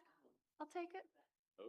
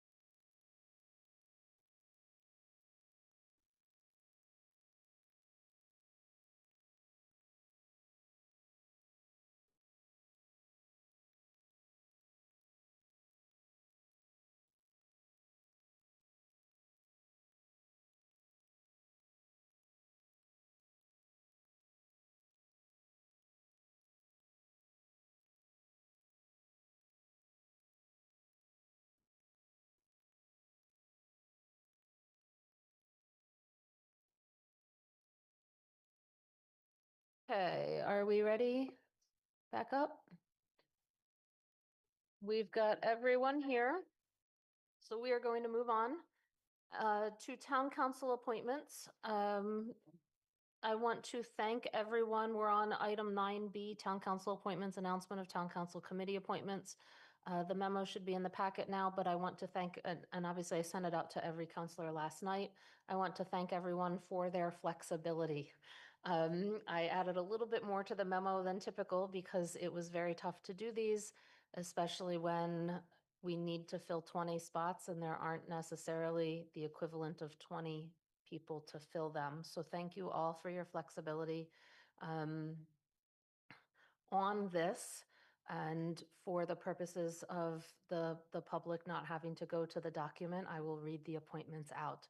For the Community Resources Committee, it is Andrew Churchill, Mandy Jo Haneke, Pam Rooney, Jennifer Taub, and Councillor Walker. For Finance, it is Councillor Brevick, Anna Devlin Gauthier, Lynn Griesemer, Sam McLeod, and Kathy Shane. For GOL, it is Councillor Cano Martin, Anna Devlin Gauthier, Lynn Griesemer, Councillor Lord, and Councillor Ryan. For TSO, it is Andy Churchill, Councillor Lord, Pam Rooney, Councillor Ryan, and Jennifer Taub. So thank you all. Athena, our clerk, will be in touch to try and schedule these meetings.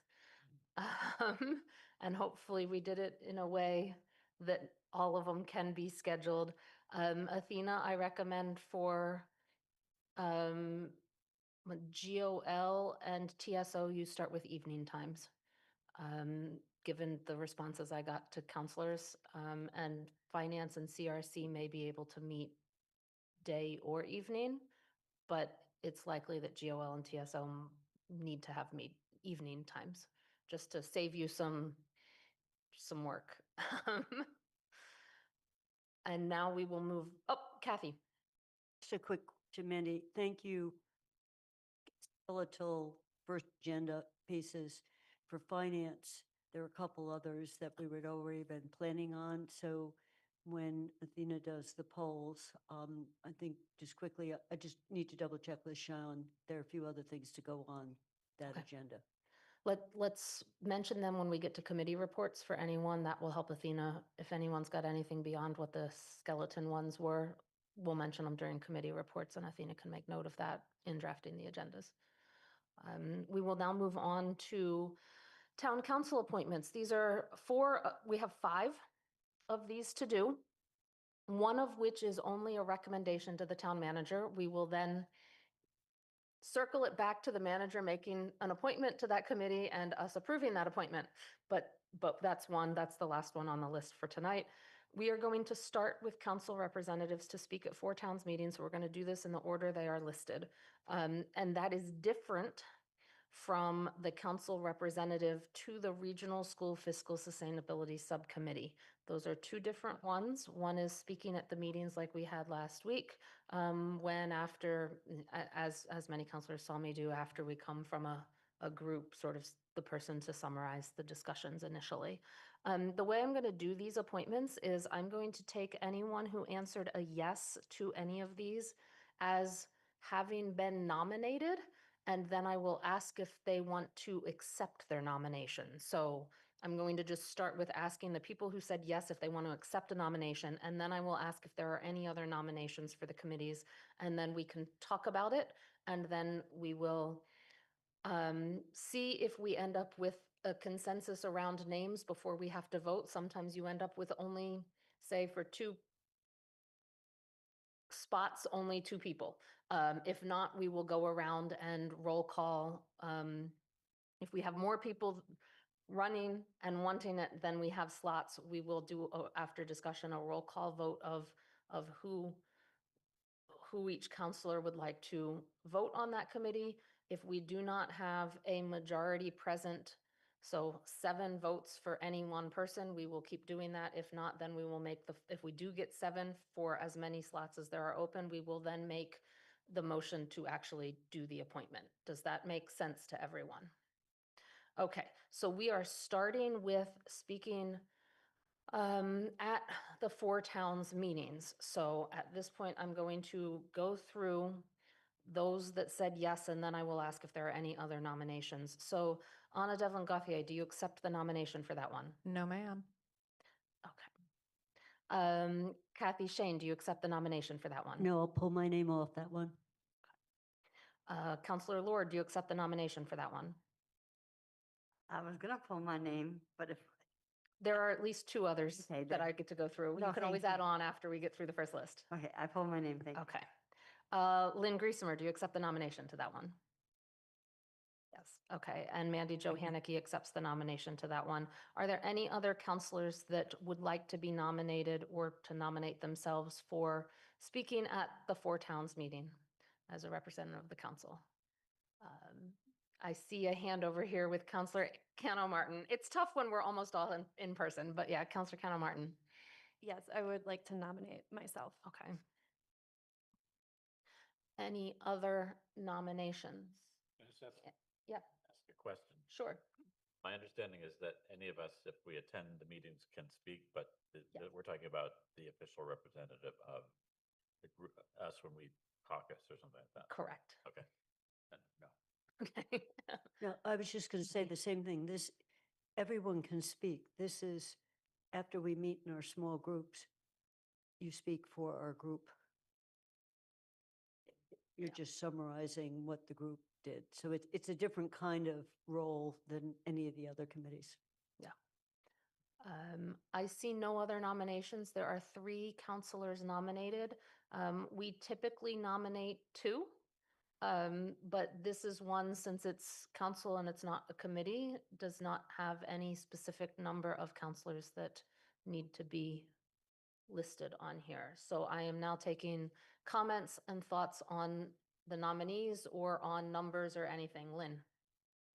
I always think it's appropriate that the president speak on behalf of the council after those meetings. I volunteered to be a backup.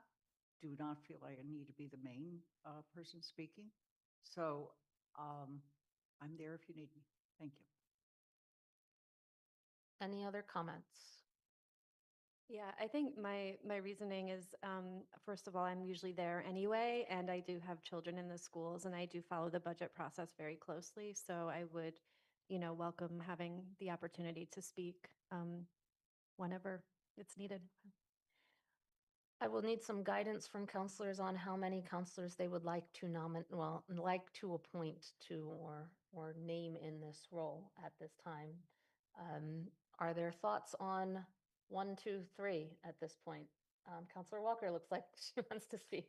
I was actually going to, if we could appoint 3, and I don't know, I've actually had the opportunity to be available to attend a 4-town meeting, so I don't personally know exactly how those look. But like some sort of rotation or something. I don't know if all 3 of you need speak as the representative at the same time, but is there any reason that we couldn't choose 3? There is none. Okay. Anna? I think if we were to pick up to 3, or if we were to pick 3, I would want to be very clear. I would want all of the candidates to be very clear that this is about essentially being that member in the group project who reports back out to the team. That this is the ability to take the summary of what the group said and share it out with the full 4 towns. That it's not, it's essentially like when Mandy writes a letter or in the past when Lynn's written a letter on behalf of the council and we all vote to approve it. It's not personal opinion. It is the repeating what was said in the small groups by the rest of the counselors there. And I just would want to make sure that that's what that we're clear on the job. And Alicia, to kind of answer your question, the typical format of 4 towns is we all sit in the middle school library and some of us have traumatic flashbacks. And then we hear from the superintendent, individuals will speak, and then we get our whatever updates and presentation, then we each kind of pull out into our individual towns. So we go into one corner with including the Amherst School Committee, the town council. We discuss the topic at hand, and then everybody comes back and sort of just reports out on what the discussion was. It's not a decision-making meeting, so there's no votes or anything like that. It's just a report out. Kathy? And just to build on what Anna said a little bit, in the first couple years, Andy Steinberg was a spokesperson because there was a lot of discussion about the assessment method and how it worked. And having that, how did it work complexity was really important, especially since a lot of us needed it to have it, including me, to have it be explained. So it was both to say what the group had just said, but definitely represent the town. So I don't know whether you noticed with the other towns, it was the finance director that was speaking or a select board person, just from a town perspective. Thank you. Counselor Ryan. So I guess I'm just trying to understand this because I've been to these meetings many times and each town has one person speak. We're going to have 3 people speak, 2 people speak, 1 people speak, and who is going to be the one who will speak? We're choosing 3, but let's be real here. Only 1 will speak. And traditionally it has been, well, whatever. Just help me understand what I'm doing by, if you ask for my input on whether it should be 2 or 3. Or 1. Or 1, it really should be 1 with perhaps someone as a backup. But if it's 3, how are you going to work that out? I would defer to Lynn on, in the past, we've nominated 2. And how'd you work that out, Lynn? It usually was the president that spoke first, and then there are additional issues like the assessment method, then Andy might chime in. But again, it's the person that summarizes what was said in that meeting. After that, any counselor can speak. I will just also say I have my hand raised, and I believe this is the president's responsibility. If the president's not there, then somebody else can back you up, and we'll, be Amber, myself, whatever.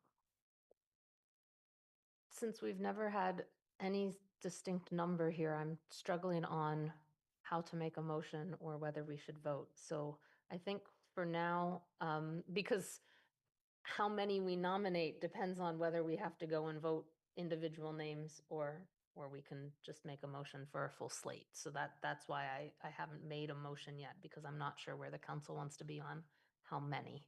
Pam. I would be happy to make a motion. It feels to me that it would be important to identify 2 people, one as the primary and one as a backup. It doesn't feel like it has to be the president. If it is somebody who can represent the discussion well, I think that's the skill. And it didn't sound actually like Mandy Jo even had her name in the running for this particular position. So, Yes, I do. oh, you did? Oh. Yes. Oh, you, okay. I thought I heard Hala. No, Counselor Cano Martin, Lynn Griesemer, and Mandy Jo Haneke are the 3 that have accepted okay. nominations for Okay. this. Okay. Yes. Okay. So if we did rank vote, rank voting or whatever, we vote for 2 people and the 2 people with the highest numbers of votes become the 2 people. That would be my suggestion. If people want 3 folks, to me, it feels, I mean, everybody is wonderfully, it just would be very confusing. Is everyone okay with going with Pam's suggestion of everyone will vote for 2 initially, and then we'll see where where that shows up, and then we'll make a motion to appoint? We're going to do it that way. So I am going to start with, I think we're on me. In starting with, so I'm going to ask that every counselor name 2 of the 3 nominees, and we will keep track of who they are. Point of order, sorry. Can we? Can I finish my explanation first? That makes sense. And then once everyone's gone through and named 2, we will tally. And the 2 people who have the most votes at that point, if there are 2, there isn't a tie, then a motion to authorize those counselors will be made to do that from the motion sheet. You had a point of order. As we did not conduct a vote to specify that there need be 2, do we have to vote for 2? Can we vote for 1? You can vote for 1, up to 2.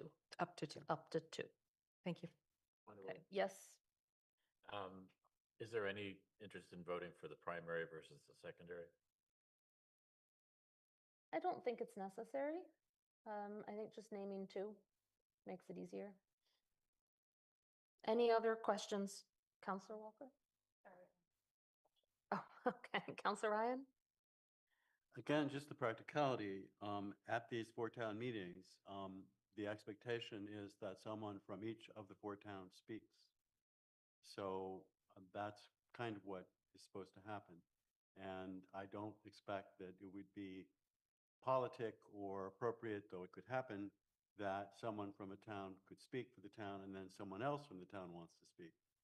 So my understanding is that what we're trying to do is simply identify someone who will speak for the town, and that's that. And if they're not there or they're not, able to do it, then maybe we'd have someone as a backup. And that, they would summarize what is heard, and they would try to present that as clearly as possible, is the purpose or goal, I think. Yes, I think if two people are appointed or nominated or how authorized, I guess is the wording in this one, they're adult enough to work it out. Is what I'm going to say right now. So we're going to start with me. I am going to vote for myself, Mandy Jo Haneke, and Counselor Cano Martin. We're moving on to Counselor Lord. My vote is for Counselor Kenna Martin, and I'm doing a single vote. Thank you. Sam McLeod. I'll vote for Counselor Haneke and Counselor Grismeyer. Pam Rooney. Griesmer and Cano Martin. Counselor Ryan. Haneke and Griesmer. Counselor Shane. Oh, sorry, Kathy Haneke and Shane. Griesmer. Haneke and Griesemer. Jennifer Taub. I'll vote for Counselor Kenna Martin. Counselor Walker. I would like to cast a single vote for Counselor Cano Martin. Counselor Brevick.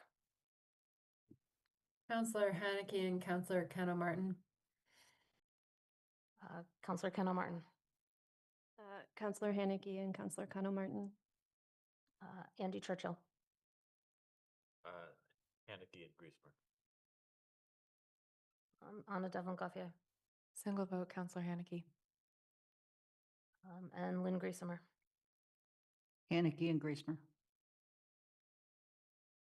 I want Athena to confirm, but by my count, Counselor Cano Martin received 7 votes, Counselor Griesemer received 6 votes, and Counselor Haneke received 9 votes. Is that correct? Yes.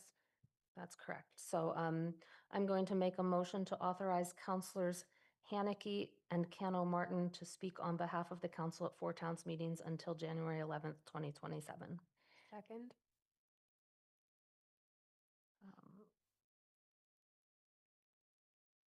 Any further discussion?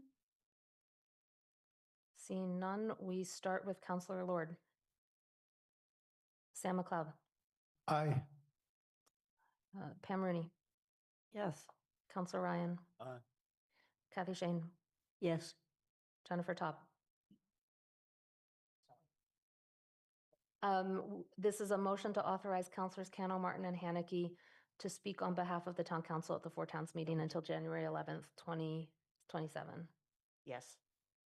No. Counselor Walker. Yes. Counselor Brevick. Yes.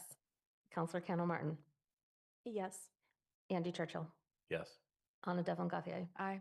Lynn Griesemer. Aye. That is unanimous. We are moving on. I don't think you voted. Oh, did I not? I wrote it down. I voted yes. Aye. Sorry. I wrote it down, but I probably started after me. Yeah. That's why. Okay. Thank you for that reminder. Next up is the council representative to the Regional School Fiscal Sustainability Committee. This is a request from the Regional School Fiscal Sustainability Committee to have each town have a representative to attend meetings and work with that committee in a more collaborative way.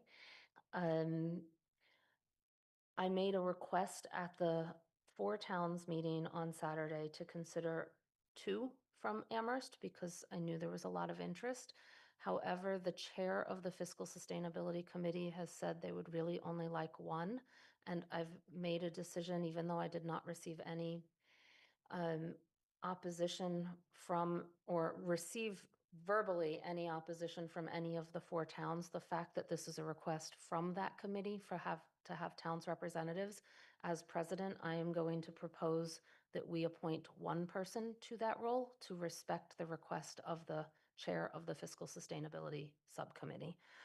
So we are looking to appoint one counselor to this committee at that request. I'm going to do the same thing and take those that said yes and ask if they accept that nomination, and then see if there are any other nominations. And I just have this list this way, so I'm starting again with Anna Devlin Gauthier. I do not accept. I'll be supporting Kathy Shane. Okay, Councillor Lord. Oh, sorry, Kathy Shane. So I accept. Okay, Councillor Lord. Okay. Lynn Griesemer. For the moment, I accept. Mandy Johanneke does not accept this one. Are there any other counselor nominations to serve as the town council representative to the Regional School Fiscal Sustainability Committee? Right now, there are two, Kathy Shane and Lynn Griesemer. Are there any others?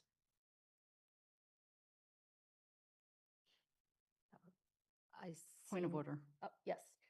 I do understand the chair's acceptance or request. However, I do think it would be useful to have a person and an alternate, given people's time, et cetera. And may I also mention, this is an open meeting. It is not a decision-making body. Can recommend, and it is also not the committee that the superintendent tried to form earlier, where we said, here's our 5 people, 4 counselors and the town manager. So it's a very different kind of committee than what we had originally discussed going on. There is a strong data sense to this committee, and but I don't know is what the resources the committee has with regard to data. So I just wanted to clarify those issues. Thank you. Without objection from the council, I will accept the request to have the council name a representative and an alternate, and I would let the Fiscal Sustainability Subcommittee Chair know that there is an alternate in case the representative cannot attend the meeting. If I don't see objection to that, what I'm going to do is, since there are 2 people that are nominated, we will ask for preferences for who would be the representative, and then assume that the alternate would be the other one. Point of order. Yes. As the vote has changed, I would like to be able to reconsider my rescinding of my own nomination for this position. That is fine. Thank I will you. I would like re-accept to be considered. nominations. So Anna is back on nominations. Let me make that. Is anyone else, given that information, like to change or re-nominate themselves? Seeing none, we are going to ask for, in doing the straw poll, ask for each counselor to name their preference for a primary and their preference for an alternate, so that we have an idea of where people are. I know it gets complicated. It's hard. It is hard. Would anyone like to speak to their nomination or to the matter at hand before we move to the polling?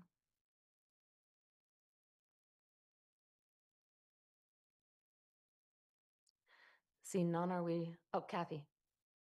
I just want to give people just a little bit of background. There has been an ongoing working group at the 4 towns level, not with the school committee, that's been amassing a lot of data that we've been sharing with the Fiscal Sustainability Committee. So there's been some beginning work which I think has been pretty productive. And that's all I wanted to speak to. I mean, one of the things I've been able to be helpful with is, since I was a neutral person, as an example, the superintendent didn't know the layout of the floors in the new school.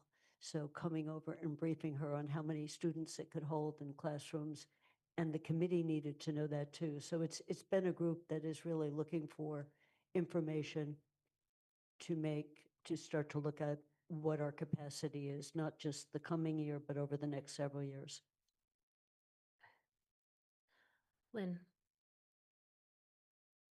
This is a group that actually people have tried to form this group for about 2 or 3 years now, recognizing the fiscal constraints that we are facing and as we move forward. And the school committee did form their own group. And Kathy Shane and I have been meeting with people from the other 3 towns as we prepared for, we hoped, meetings that we would have. The only meeting that we ever did have was the one in November, I think, was when the superintendent finally acknowledged and pulled the group together. The thing that I found very challenging the other day during this meeting was the concept that this group might also then begin discussing the idea of regionalization beyond what we presently have, whether it would be regionalization of elementary schools, and then there was even a suggestion of additional towns. To me, that's reaching beyond what this group was formed for. But I do think that the issue of many issues regarding the regional school are also reflective in the elementary school piece of our budget as well. And as all of you that were there are very aware, for me, it's you figure out what the kids need first, and that's how you do your budget. So. Thank you. Anna Devon Gauthier. So I deeply respect the work that Lynn and Kathy have put in on the group that they're referring to. I've had a hard time with this group's work because this is a self-created group that was not voted on by, nor have they consulted their respective elected bodies before convening.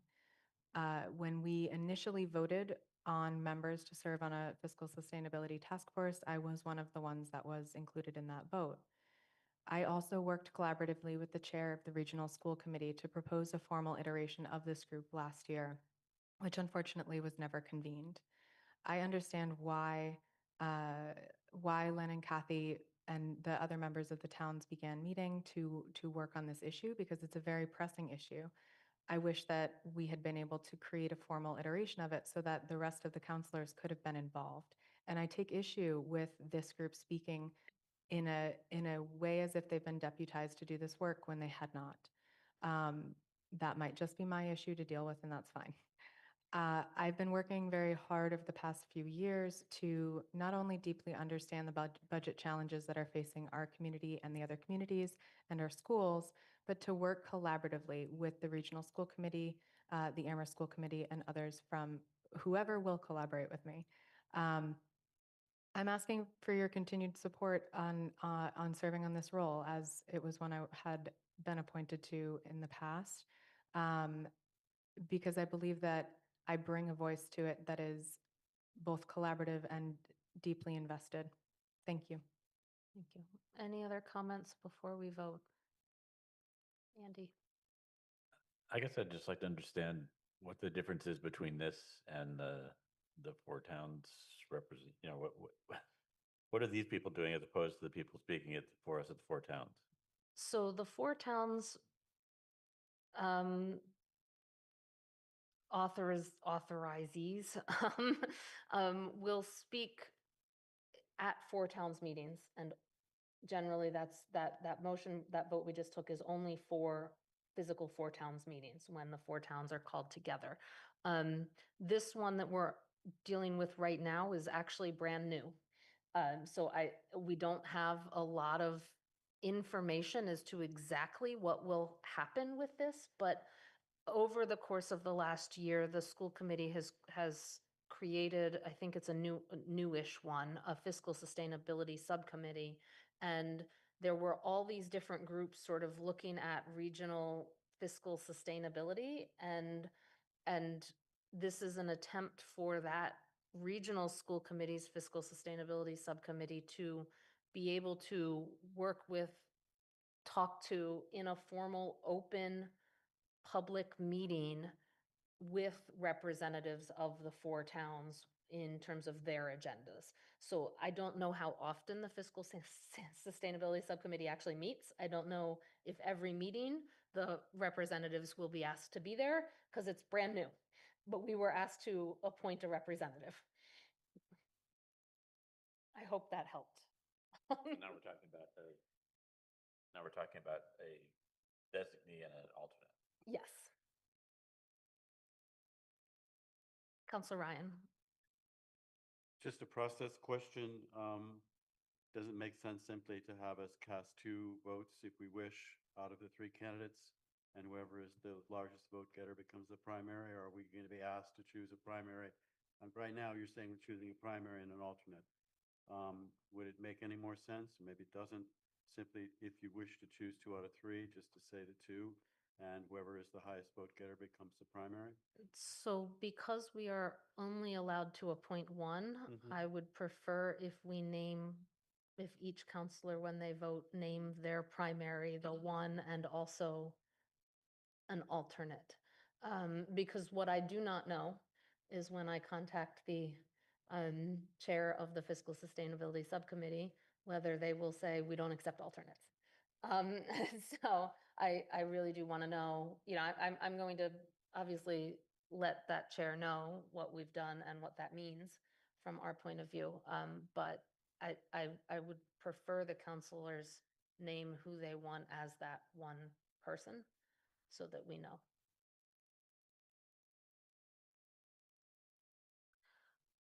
Anna, your hand is still up? I know, I put it back up. Okay. I wanted to clarify that if this were for one person, I would full-heartedly be supporting Kathy Shane. And so I am seeking the role of alternate in this vote, not the role of primary.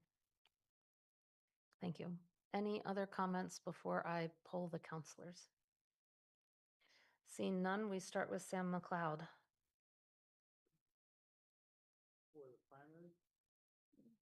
Kathy Shane, Okay, and an alternate? You don't have to vote for one if you don't want. Lynn Grismeyer. Pam Rooney. Kathy Shane and Anna Devlin Gothier. And this is good. The first name you name is your primary. Let's just make it easy that way. And the second name is your alternate. Councilor Ryan. Kathy Shane, Lynn Griesemer. Kathy Shane. Kathy Shane first and then Griesmer. Jennifer Taub. Kathy Shane for primary and Lynn Griesemer. Councilor Walker. Kathy Shane and Anna Devlin Gothier. Councilor Brevick. Kathy Shane and Anna Devlin Gauthier. Councilor Cannell Martin. Kathy Shane and Anna Devlin Gauthier. Andy Churchill. Kathy Shane and Anna Devlin Gauthier. Anna Devlin Gauthier. Kathy Shane and Anna Devlin Gauthier. Lynn Griesemer. Kathy Shane? No primary, no alternate? No. Okay. Just wanted to confirm. Mandy Johanneke is Kathy Shane and Lynn Griesemer. Councilor Lord. Abstain? By my count, Kathy Shane received 12 and unanimous for primary. 11. 12. So she will be, when I make the motion, the nominee for representative, and my count is 6 votes for Anna Devon Gauthier as alternate and 5 votes as alternate for Lynn Griesemer. Is that correct? So I'm going to make a motion to appoint Counselor Kathy Shane to serve as the council representative to the Regional School Fiscal Sustainability Subcommittee, and Counselor Devlin Gauthier to serve as an alternate until January 11th, 2027. Is there a second? Ryan, second. Okay, we move through the vote. Pam Rooney, Aye. Kathy Shane, Yes. Jennifer Taub. Point of Yes. order. You skipped me. Rudy? My alphabet. I am sorry, Counselor Ryan. Much. I vote aye. I put the check in the wrong box to start with. So back to Jennifer Taub. Yes. Counselor Walker. Yes. Counselor Brevick. Yes. Counselor Cano Martin. Yes. Andy Churchill. Yes. Anna Devon Gauthier. Aye. Lynn Griesemer. Aye. Mandy Jo Haneke is an aye. Counselor Lord. Aye. And Sam McLeod. Aye. That is unanimous. Okay. We are moving on. We have 3 more to do. Budget Coordinating Group. This is a group that normally has 3 council members, has had up to 4 in recent years, does not have any set amount. Most times it consists of members of the council, the school committee, the library trustees. Sometimes we get a regional school committee representative, and then many times the directors, the library director, the superintendent, or someone else from the school committee, schools, and the town manager attend. The other elected bodies tend to appoint 2. We have gone up to 4. We've never gone above 4. We have been generally at 3, but have gone higher if there's enough interest. So I'm going to do the same thing. Let me know if you accept your nomination. Counselor Cano Martin. Yes. Anna Devlin Gauthier. No. Andrew, Kathy Shane. No. Counselor Lord. Lynn Griesemer. I'm tempted to say no. Mandy accepts the nomination. Are there any other nominees? There were a number of maybes on this one. So is there anyone else who would like to nominate themselves? Right now, Counselor Cano Martin and Mandy Jo Haneke are nominated. Seeing no other nominations, I move to appoint Counselors Cano Martin and Haneke to the Budget Coordinating Group effective immediately for a term to expire January 11th, 2027. Is there a second? Second, Rooney. We start with any conversation, any discussion. Seeing none, Counselor Ryan. I didn't forget you. Aye. Kathy Shane. Yes. Jennifer Taub. Yes. Counselor Walker. Yes. Counselor Brevick. Yes. Counselor Cano Martin. Yes. Andy Churchill. Yes. Anna Devon Gauthier. Yes. Lynn Griesemer. Aye. Mandy Jo Haneke is an aye. Counselor Lord. Aye. Sam McLeod. Aye. And Pam Rooney. Yes. That is unanimous. Next up, Joint Capital Planning Committee. This one, we amended the charge tonight. Thank you all.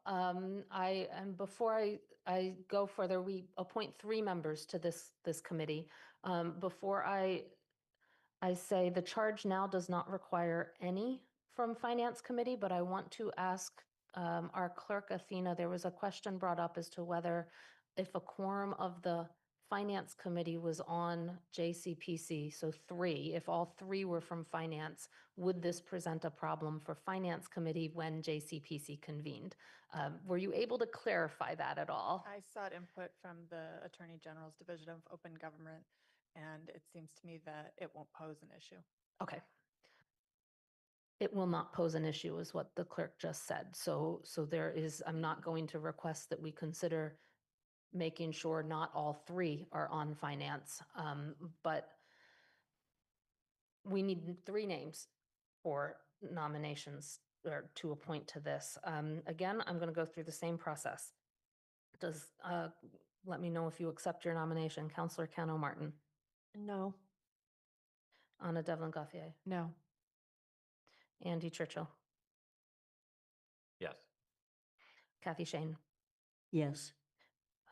Counselor Lord, No, thank you. Counselor Brevick, Yes. Counselor Lynn Griesemer, No.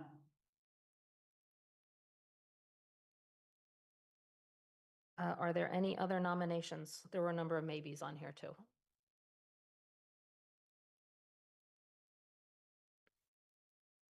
Seeing no further nominations right now, the nominated are Andrew Churchill, Kathy Shane, and Counselor Brevick. So I'm going to make a motion to appoint Counselors Churchill, Shane, and Brevick to the Joint Capital Planning Committee effective immediately for a term to expire January 11th, 2027. Is there a second? Second, Rooney.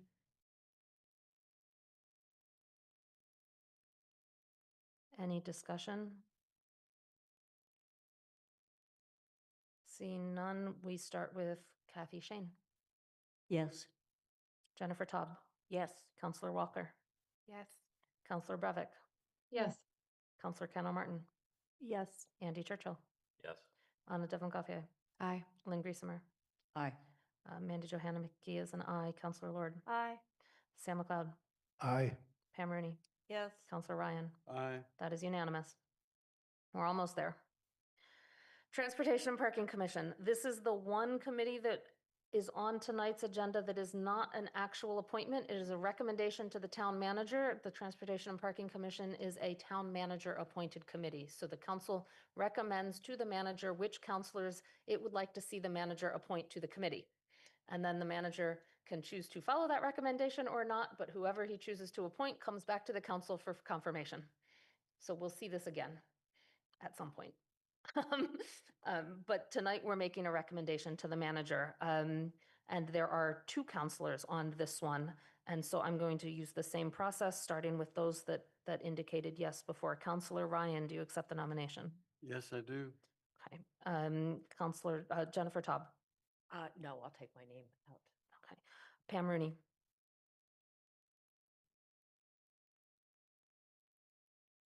We'll come back. Yeah. Do you want to think about it? Sam McLeod. I accept. Sam McLeod accepts. Pam Rooney? I think not. Okay. So that is a no. Are there any other nominations for the Transportation and Parking Commission? Seeing none, there are Counselors Ryan and McLeod are nominated, and we have two names to appoint. So I'm going to make a motion to recommend the town manager appoint Counselors Ryan and McLeod to the Transportation and Parking Commission. Is there a second? Second. Any further discussion? Seeing none, Jennifer Taub, Yes. Counselor Walker, Yes. Counselor Brevick, Yes. Counselor Kendall Martin, Yes. Andy Churchill, Yes. Anna Devlin Gauthier, Aye. Lynn Griesemer, Aye. Mandy Jo Haneke is an aye, Counselor Lord, Aye. Sam McLeod, Aye. Pam Rooney, Yes. Counselor Ryan, Aye. and Counselor Shane. Kathy Yes. Shane. Yeah, that is unanimous, 13-0. Okay, we are done all of our action items for the night. We are moving on to committee and liaison reports. We do not have any, haven't had any meetings, and we don't have any chairs.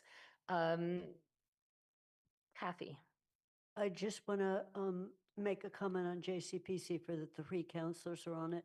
Because we have two school and two library, it takes a little bit longer to find the date and the time we can all meet. Because it conflicts, like the school committee meets at night too. So Athena will help, whoever's going to help, but it means it's a little more complex. But normally it starts meeting the beginning of February and goes right through to the end of March. So it's every week. But Thank you. just a comment on sometimes it takes a little longer. yep. Budget Coordinating Group has not met. Community Resources Committee, what I'm going to use these reports for right now are if there are any other requests for items on the initial agenda beyond what was listed in the committee appointment report as a basic agenda. I believe Pam has some for Community Resources Committee. Yeah, there was a draft agenda sent to Athena that spelled out basically the entire meeting, just in case. Yep, and you would like all of those items on there? Yeah, okay.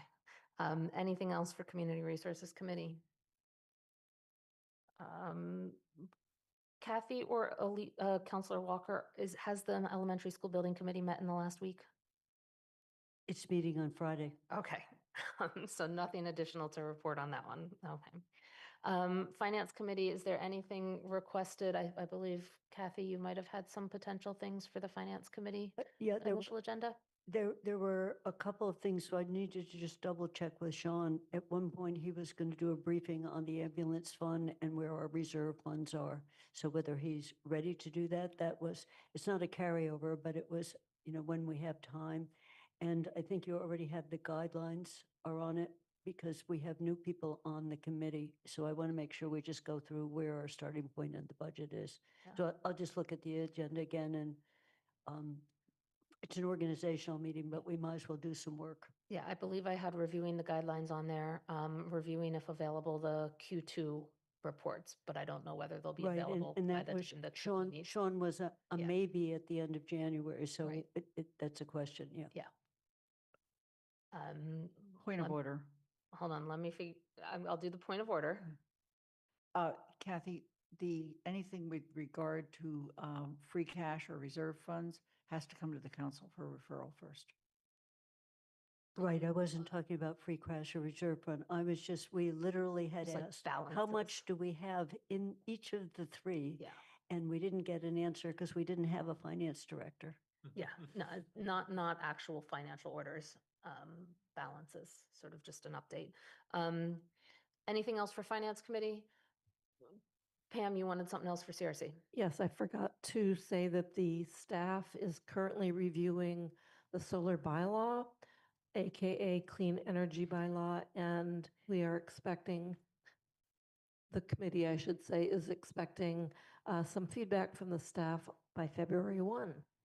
Thank you. Any requested governance, organization, and legislation additional agenda items? They have enough on their plate right now.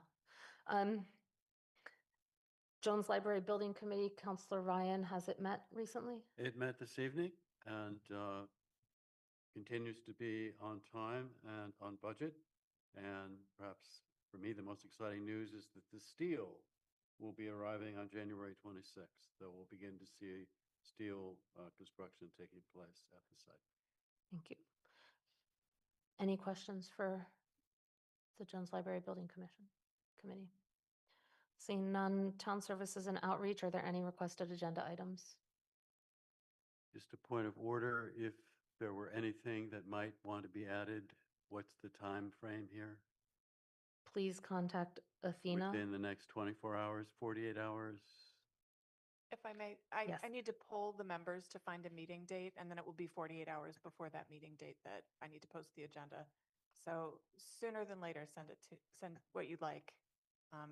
That way I can be sure to include it on the agenda when it's posted. But I need to poll you for a meeting date first. Yeah, and either Councillor Walker or I will be opening that meeting per the council rules to elect the chair.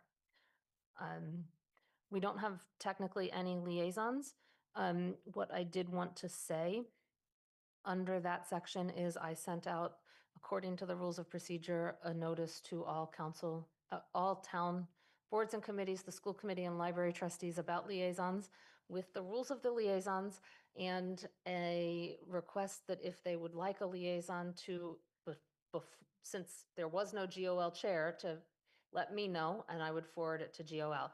So since that email went out, I have received requests for liaisons from the Commission for Persons with Disabilities and the Human Rights Commissions. Those were requested by the DEI department, which is the staff liaison to those committees. The Council on Aging, which was requested by the current Council on Aging chair, and the CSSJC, which was also requested by the current CSSJC chair. Those are the only four at this time I have received requests for. Commission for Persons with Disability, Human Rights Commission, Council on Aging, and CSSJC for notation to the new GOL members. Anna, Might you compile the final list and send it in an Excel document once GOL names a chair? And did you give them a deadline? And I apologize if you I said did that. not give them a deadline. Okay. I don't, no, I did not give them a deadline. Okay, thank you. But I told them soon, because And you'll do it at your first meeting. And did you clarify the role of the liaison? I sent them and the rule. thing? Thank you. So they got it as attached, they got our council rule on what liaisons are. George, Council Rai. So the procedure is going to be that we will appoint liaisons only to committees that have requested them. So the procedure is GOL discusses and recommends to the council which town committees, boards and committees they believe the council should appoint liaisons to. As part of that discussion, there is always an opportunity for any board and committee to request an liaison. It is not required that GOL recommend that those committees receive one or that the council appoint one. And that is made clear in the email that went out to the committees, but it's a starting list. And in that email, I had asked the committees that even if you have a current one, it is always good to re-request one for clarity purposes. So basically, GOL will be starting with a list of all committees, ones that have requested, and take up its own discussion to make a recommendation to the council. Athena. Counselors might also, if they feel there's a committee they'd like to be a liaison to, they can send that to GOL for inclusion in their list. Yes. Seeing no other hands, we will move on. Minutes were approved. And so we are on to the town manager report. It was in your packet. Paul, would you like to add anything? I would, and able to answer any questions. First off, I just wanted to point out that things I report on and the town manager report, and I'm open to suggestions on anything else you'd like to have, include or delete. But there are things that are happening in the town that are upstream from where you are right now. They will eventually get to you, but there's things that should be on your radar screen. So for tonight, for instance, there is a meeting of the East Amherst Historic District, proposed East Amherst Historic District. And so the local Historic District Commission will be considering that and eventually probably making a recommendation to you for a bylaw to create a new East Amherst Historic District. It's the type of thing you will likely hear from your constituents along the way. Another thing like that is and there's all kinds of information on the website. There's a really nice story map on the website for the local historic district. I think I've linked to these things in the town manager report, so you just click on it and you can go directly to it. South Amherst School, which there have been some charrettes with architects and members of the community. There have been 3 different visions of what could happen on that site on the South Amherst Common. It's something that will generate a lot of conversation among neighbors and in the residents, and also the Affordable Housing Trust has been really sort of spearheading the development of this site. Puffer's Pond, there's a lot of information on Puffer's Pond. There's a lot of work has done to develop a plan. There's no funding other than just some funding to help fix the dam and the dike, but it's to create a plan and a vision for what could happen at Puffer's Pond when funding becomes available. And this sets the groundwork for going out and seeking grants and things like that. And the fourth is Hickory Ridge. That's many years. We had a lot of conversation about all these projects at the Cup of Joe at Atkins on last Friday with Assistant Town Manager Dave Zomack, who's pretty much heading up these things. So those are all things that are, if you would like more information, please let me know. Sort of keep an eye out for them. These are the types of things that you likely are going to hear from your constituents. Coming to the council will be a presentation on roads and, of course, the financial orders, which will be coming to you in February, most likely. The DPW Building Committee will have its first meeting on January 23rd at 8:30 a.m. It's 21st. What did I say? You said 23. Oh, okay, thank you. It's a Wednesday, whatever that Wednesday is. Can you repeat the last one? The DPW Building Committee. DPW Building Committee is meeting 8:30 a.m. on January 21st. And this, that just got set today, so it's not in your packet. The Portland Loo, which is our restroom that is gotten through all of the paperwork at the state level. So we don't have to re-procure. We've already procured it.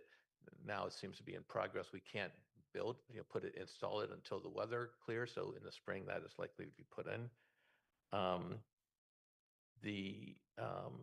The Crest is on dispatch, and so we're spending the next week or two sort of, working out anything that pops up, and they're already finding little things like, oh, who has permissions to do things and things like that. So we have a meeting tomorrow morning. We have a meeting on Friday just to keep track of how it's working.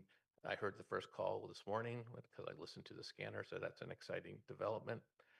And the other big projects we're working on is the town's budgets and our capital projects, is getting prepared for the Joint Capital Planning Committee, which will start meeting in February. So a lot going on, a lot of staff are doing a lot of work.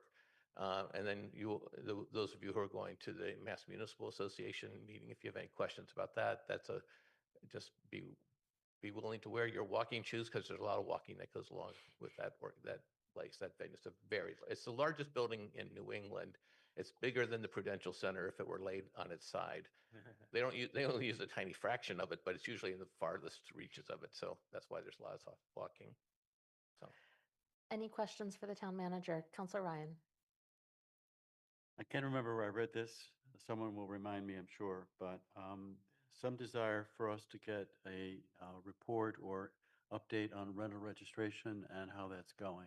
Can you say anything about that and whether that's something you anticipate coming in the next month or so, or weeks? Or sure. I will take care of that one. Okay. So I have requested that I'm gonna do a little into the next agenda items. I've requested that the two counselors who asked for that update create a memo to the council under Charter Section 2.8, which is a request for information from the town manager and an appearance at the council for the council to vote on, so that we have a complete scope of what that would entail, including what information the councilors want. They are intending to bring that memo to the council for the next council meeting. And then if that request passes the council, we will then set the update for a future agenda. That, okay. And if I can, And I just want to say, if anyone has ideas of what they would like to see, Pam and I have a list, and we're doing it as a memo that the council would say, okay, this is what we'd like to hear. Whether it's in a meeting or in a memo, but you'll have that at the next meeting. Yeah, it is the first time that I think the council will be using this, so we're testing it out and seeing. So it's going to be a thing. But Paul? yeah, so I think one other thing, if you could decide on the venue where you'd like to do that, because this could easily go to TSO, or it could come to the full council, depending on the amount of time you want to devote to the town council. So the requesters and the president could talk about that. Okay, thank you. Councilor Lord? Thank you. First of all, yay for the dispatch. Very, very good news. Would you be able to give us an update on where we are with the waste hauler RFP, please? So we've contracted with Pioneer Valley Planning Commission to do the work. We have a schedule of the work that they're going to be doing. Which he presented to the TSO committee back in December. We have a meeting with him on Thursday, to get an update on where he is. He's also recruited some group of students from Smith College who are eager to take on some aspects of this, to do some research on, in addition to what he's already contracted to do. A professor at Smith reached out and said that we have students who'd be interested in working on it. So there's some work being done on that. And the goal, I forget the exact timing, but we sort of set it up so that he would have this work completed prior to the time that we have to set the budget.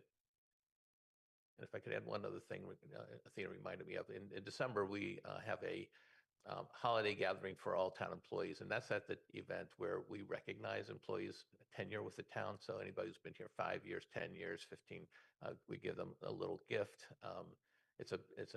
We did it at the Red Barn at Hampshire College. It's something that is totally funded by the employees through their self-donations by purchasing tickets and things like that. We have some HR money that we go into buy some like small gifts for people for their anniversary. But it's a really nice event. The employees really enjoy being together. It's hard to get everybody together, and the Red Barns was able to accommodate us this year, which we really appreciated. And so much work went into it by a group of employees, mostly in the treasurer collector's office, and through HR as well. So just always want to thank them for that work. Thank you. No other questions. We will move on to the counselor. Item 13, town council comments, which starts with the president's report. My report is in the packet. I'm open for suggestions on what all you want to see in that report. But I hope to look forward as well as backwards to report on things that are coming up and all. And in that vein, Councilor Walker and I, Senator Comerford and Representative Dom were able to accommodate our request for rescheduling, and it has been, the January meeting has been rescheduled to January 26th before our, well, we don't have a council meeting that day, but on January 26th. So I will be, keep sending me things you want us to talk about, and I will be, we'll be at that one. I want to use this time to talk a little bit about some stuff before we get to future agenda items regarding rules and stuff for new counselors and old counselors. Each time it'll be slightly different. This one, I want to mention the legislative process. If you haven't noticed, takes a while in the council. So if there's anything that people want to propose or are thinking of proposing, particularly if they are bylaws or changes to policies or new policies, things that might take a while, it would be ideal if that was to the council in the first 6 months of the council term, if you want to see it completed in the council term. So that's just a little update of that. Our rules say they have to be brought in a manner to be able to be adopted. If you need help with figuring out what that looks like, talk to me, talk to our clerk, Athena, talk to someone who's tried it before. There's a number of counselors here that have proposed legislation. Seek help. We're all here to help people who are looking to make proposals and all to make it happen. So, but just keep in mind, it can take months for it to go, and if not years, to go through the process. So it's good to start early, is what I would say. MMA, a lot of times counselors get together for dinners on either Thursday or Friday night or carpool.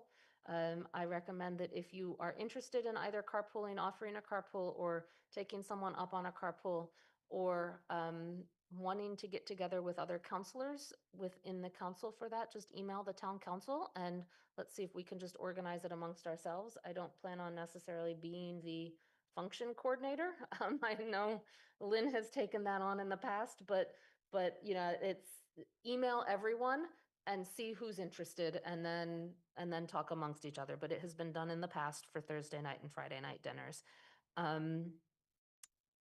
One other thing, I received a request from our finance director today to get him the council's proposed budget for FY27.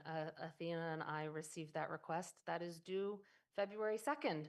Lynn's been the only one I think through it in the past, so I'll be talking to Lynn about that tomorrow. But if any counselor has any request for operational expense budget items, what you might foresee the council needing to spend money, please email me. The request is to actually propose a 10% reduction, and I'm going to be absolutely clear that the first request is to, I have, besides some updates to goals and other parts of the budget book, a request to propose a FY27 expense budget that is no bigger than the FY26 budget, one that would potentially be bigger but would maintain level services in the operational expense line, and also one that reduces operational expenses by 10% of the FY26 number. So I have 3 to come up with. I'm going to be talking to Athena about what's in it already because I looked at the numbers and I didn't even know where they came from. So, but yeah, if you have any ideas or thoughts on expenses that might be necessary, please let me know as to what you're thinking so that I can try and put something together. If you're you're thinking we might need a retreat and there might be need if in a retreat for money for, you know, a facilitator or something, let me know those things so that I can figure out what's already in our operational expense budget, because I actually don't know what's in it for that. And then I can work with complying with our finance director's requests by February 2nd. I have to have our request in, so I'm going to need that within the next week or two.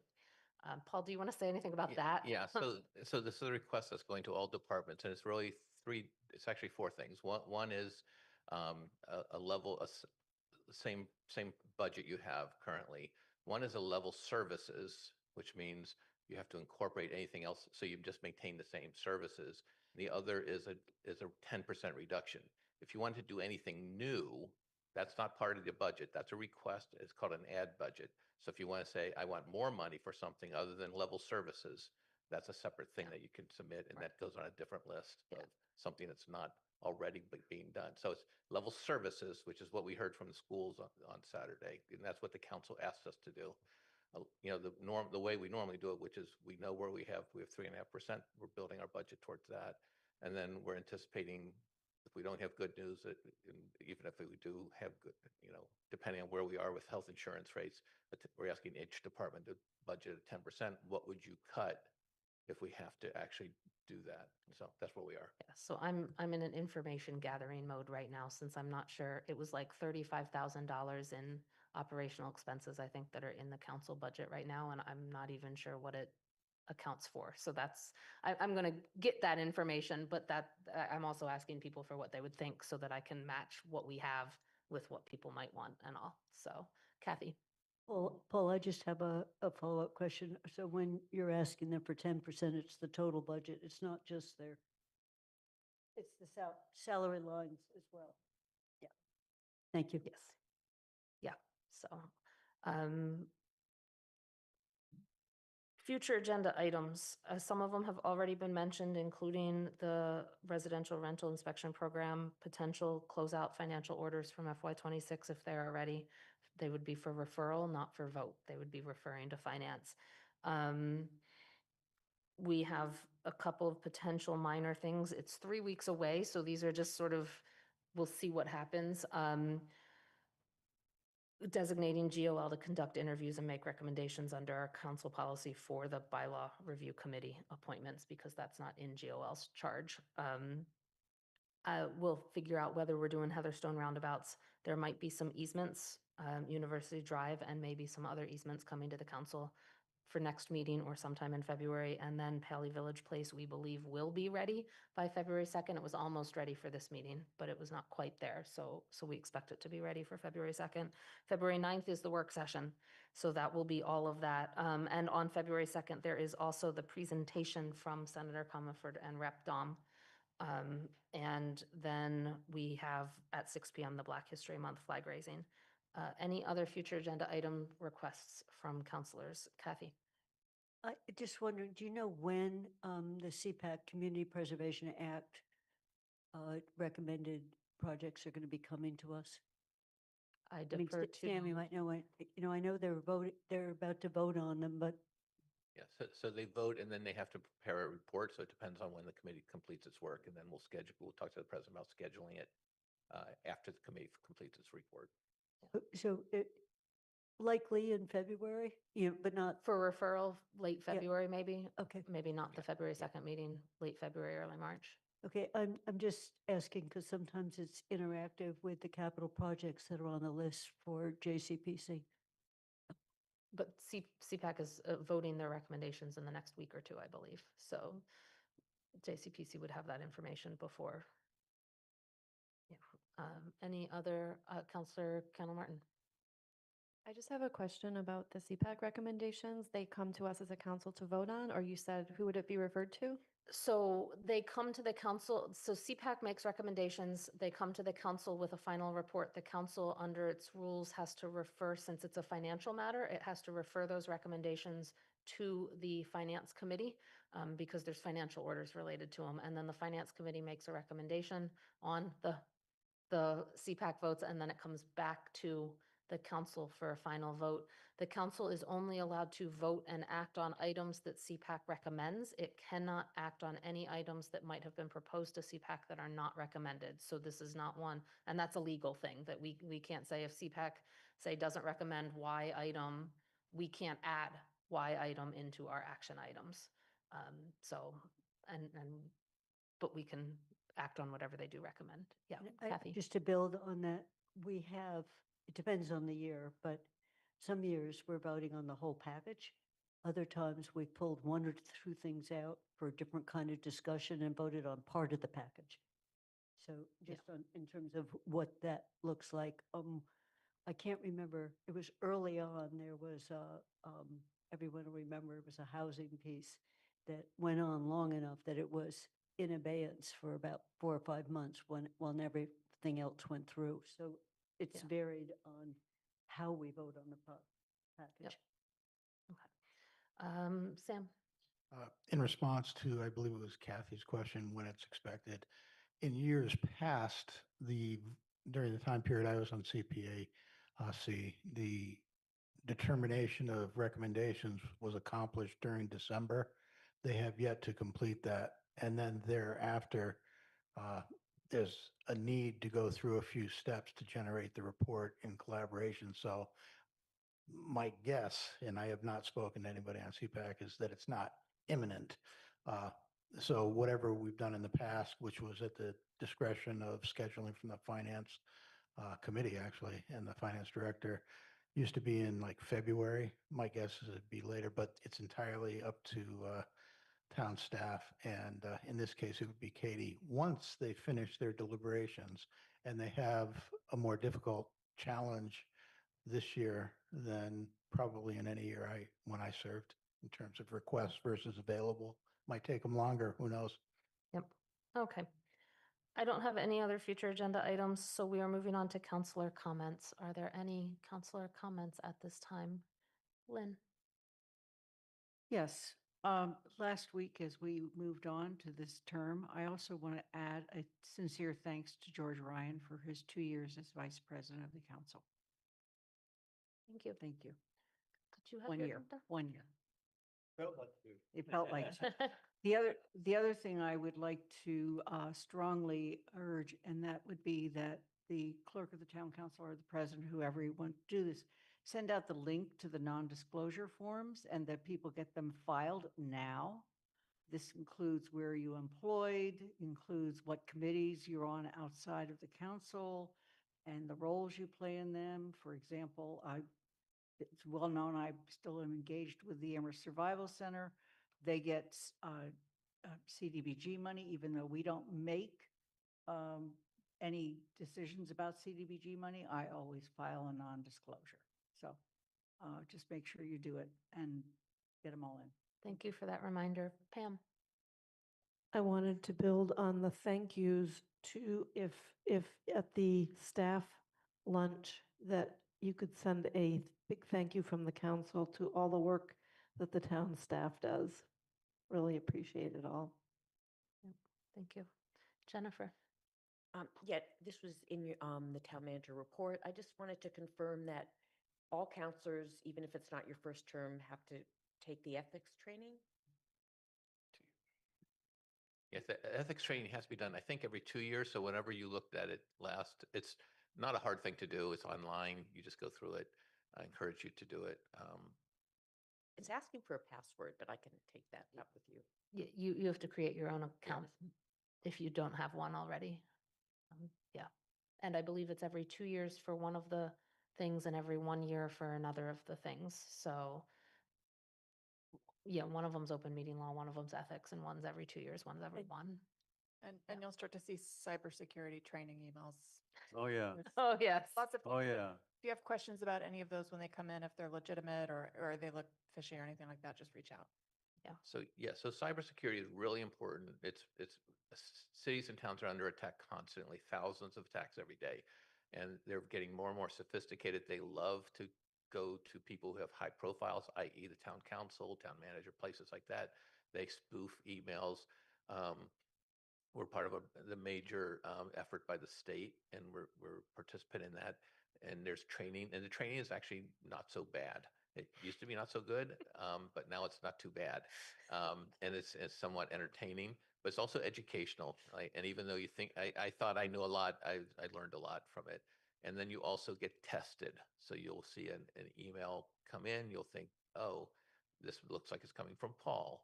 It'll look like it's coming from, or Athena or somebody. They're really good at doing this. And this is in real life. And then, so there's a little button on your email that has fish, PHISH, and you just click on it and it'll shoot it to fish to the IT department. Huh? The band. And they'll put in your request. No. So, and IT looks at it, and sometimes you'll say, sometimes if you pick the right one and says, you passed. If you don't, then you get scolded. It makes you never want to open an email. Yes. Any other counselor comments? There are no topics not reasonably anticipated by the chair. There is not an executive session, so we will move to adjourn. Is there a second? Second. We start with, I believe, Counselor Walker. Yes. Counselor Breivik, Yes. Counselor Cano Martin, Yes. Andy Churchill, Yes. Anna Devon Gauthier, Aye. Lynn Griesemer, Mandy Johannick is an aye. Counselor Lord, Aye. Sam McLeod, Aye. Pam Rooney, Yes. Counselor Ryan, Aye. Kathy Shane, Yes. Jennifer Taub. Yes. We are adjourned at 9:42 p.m.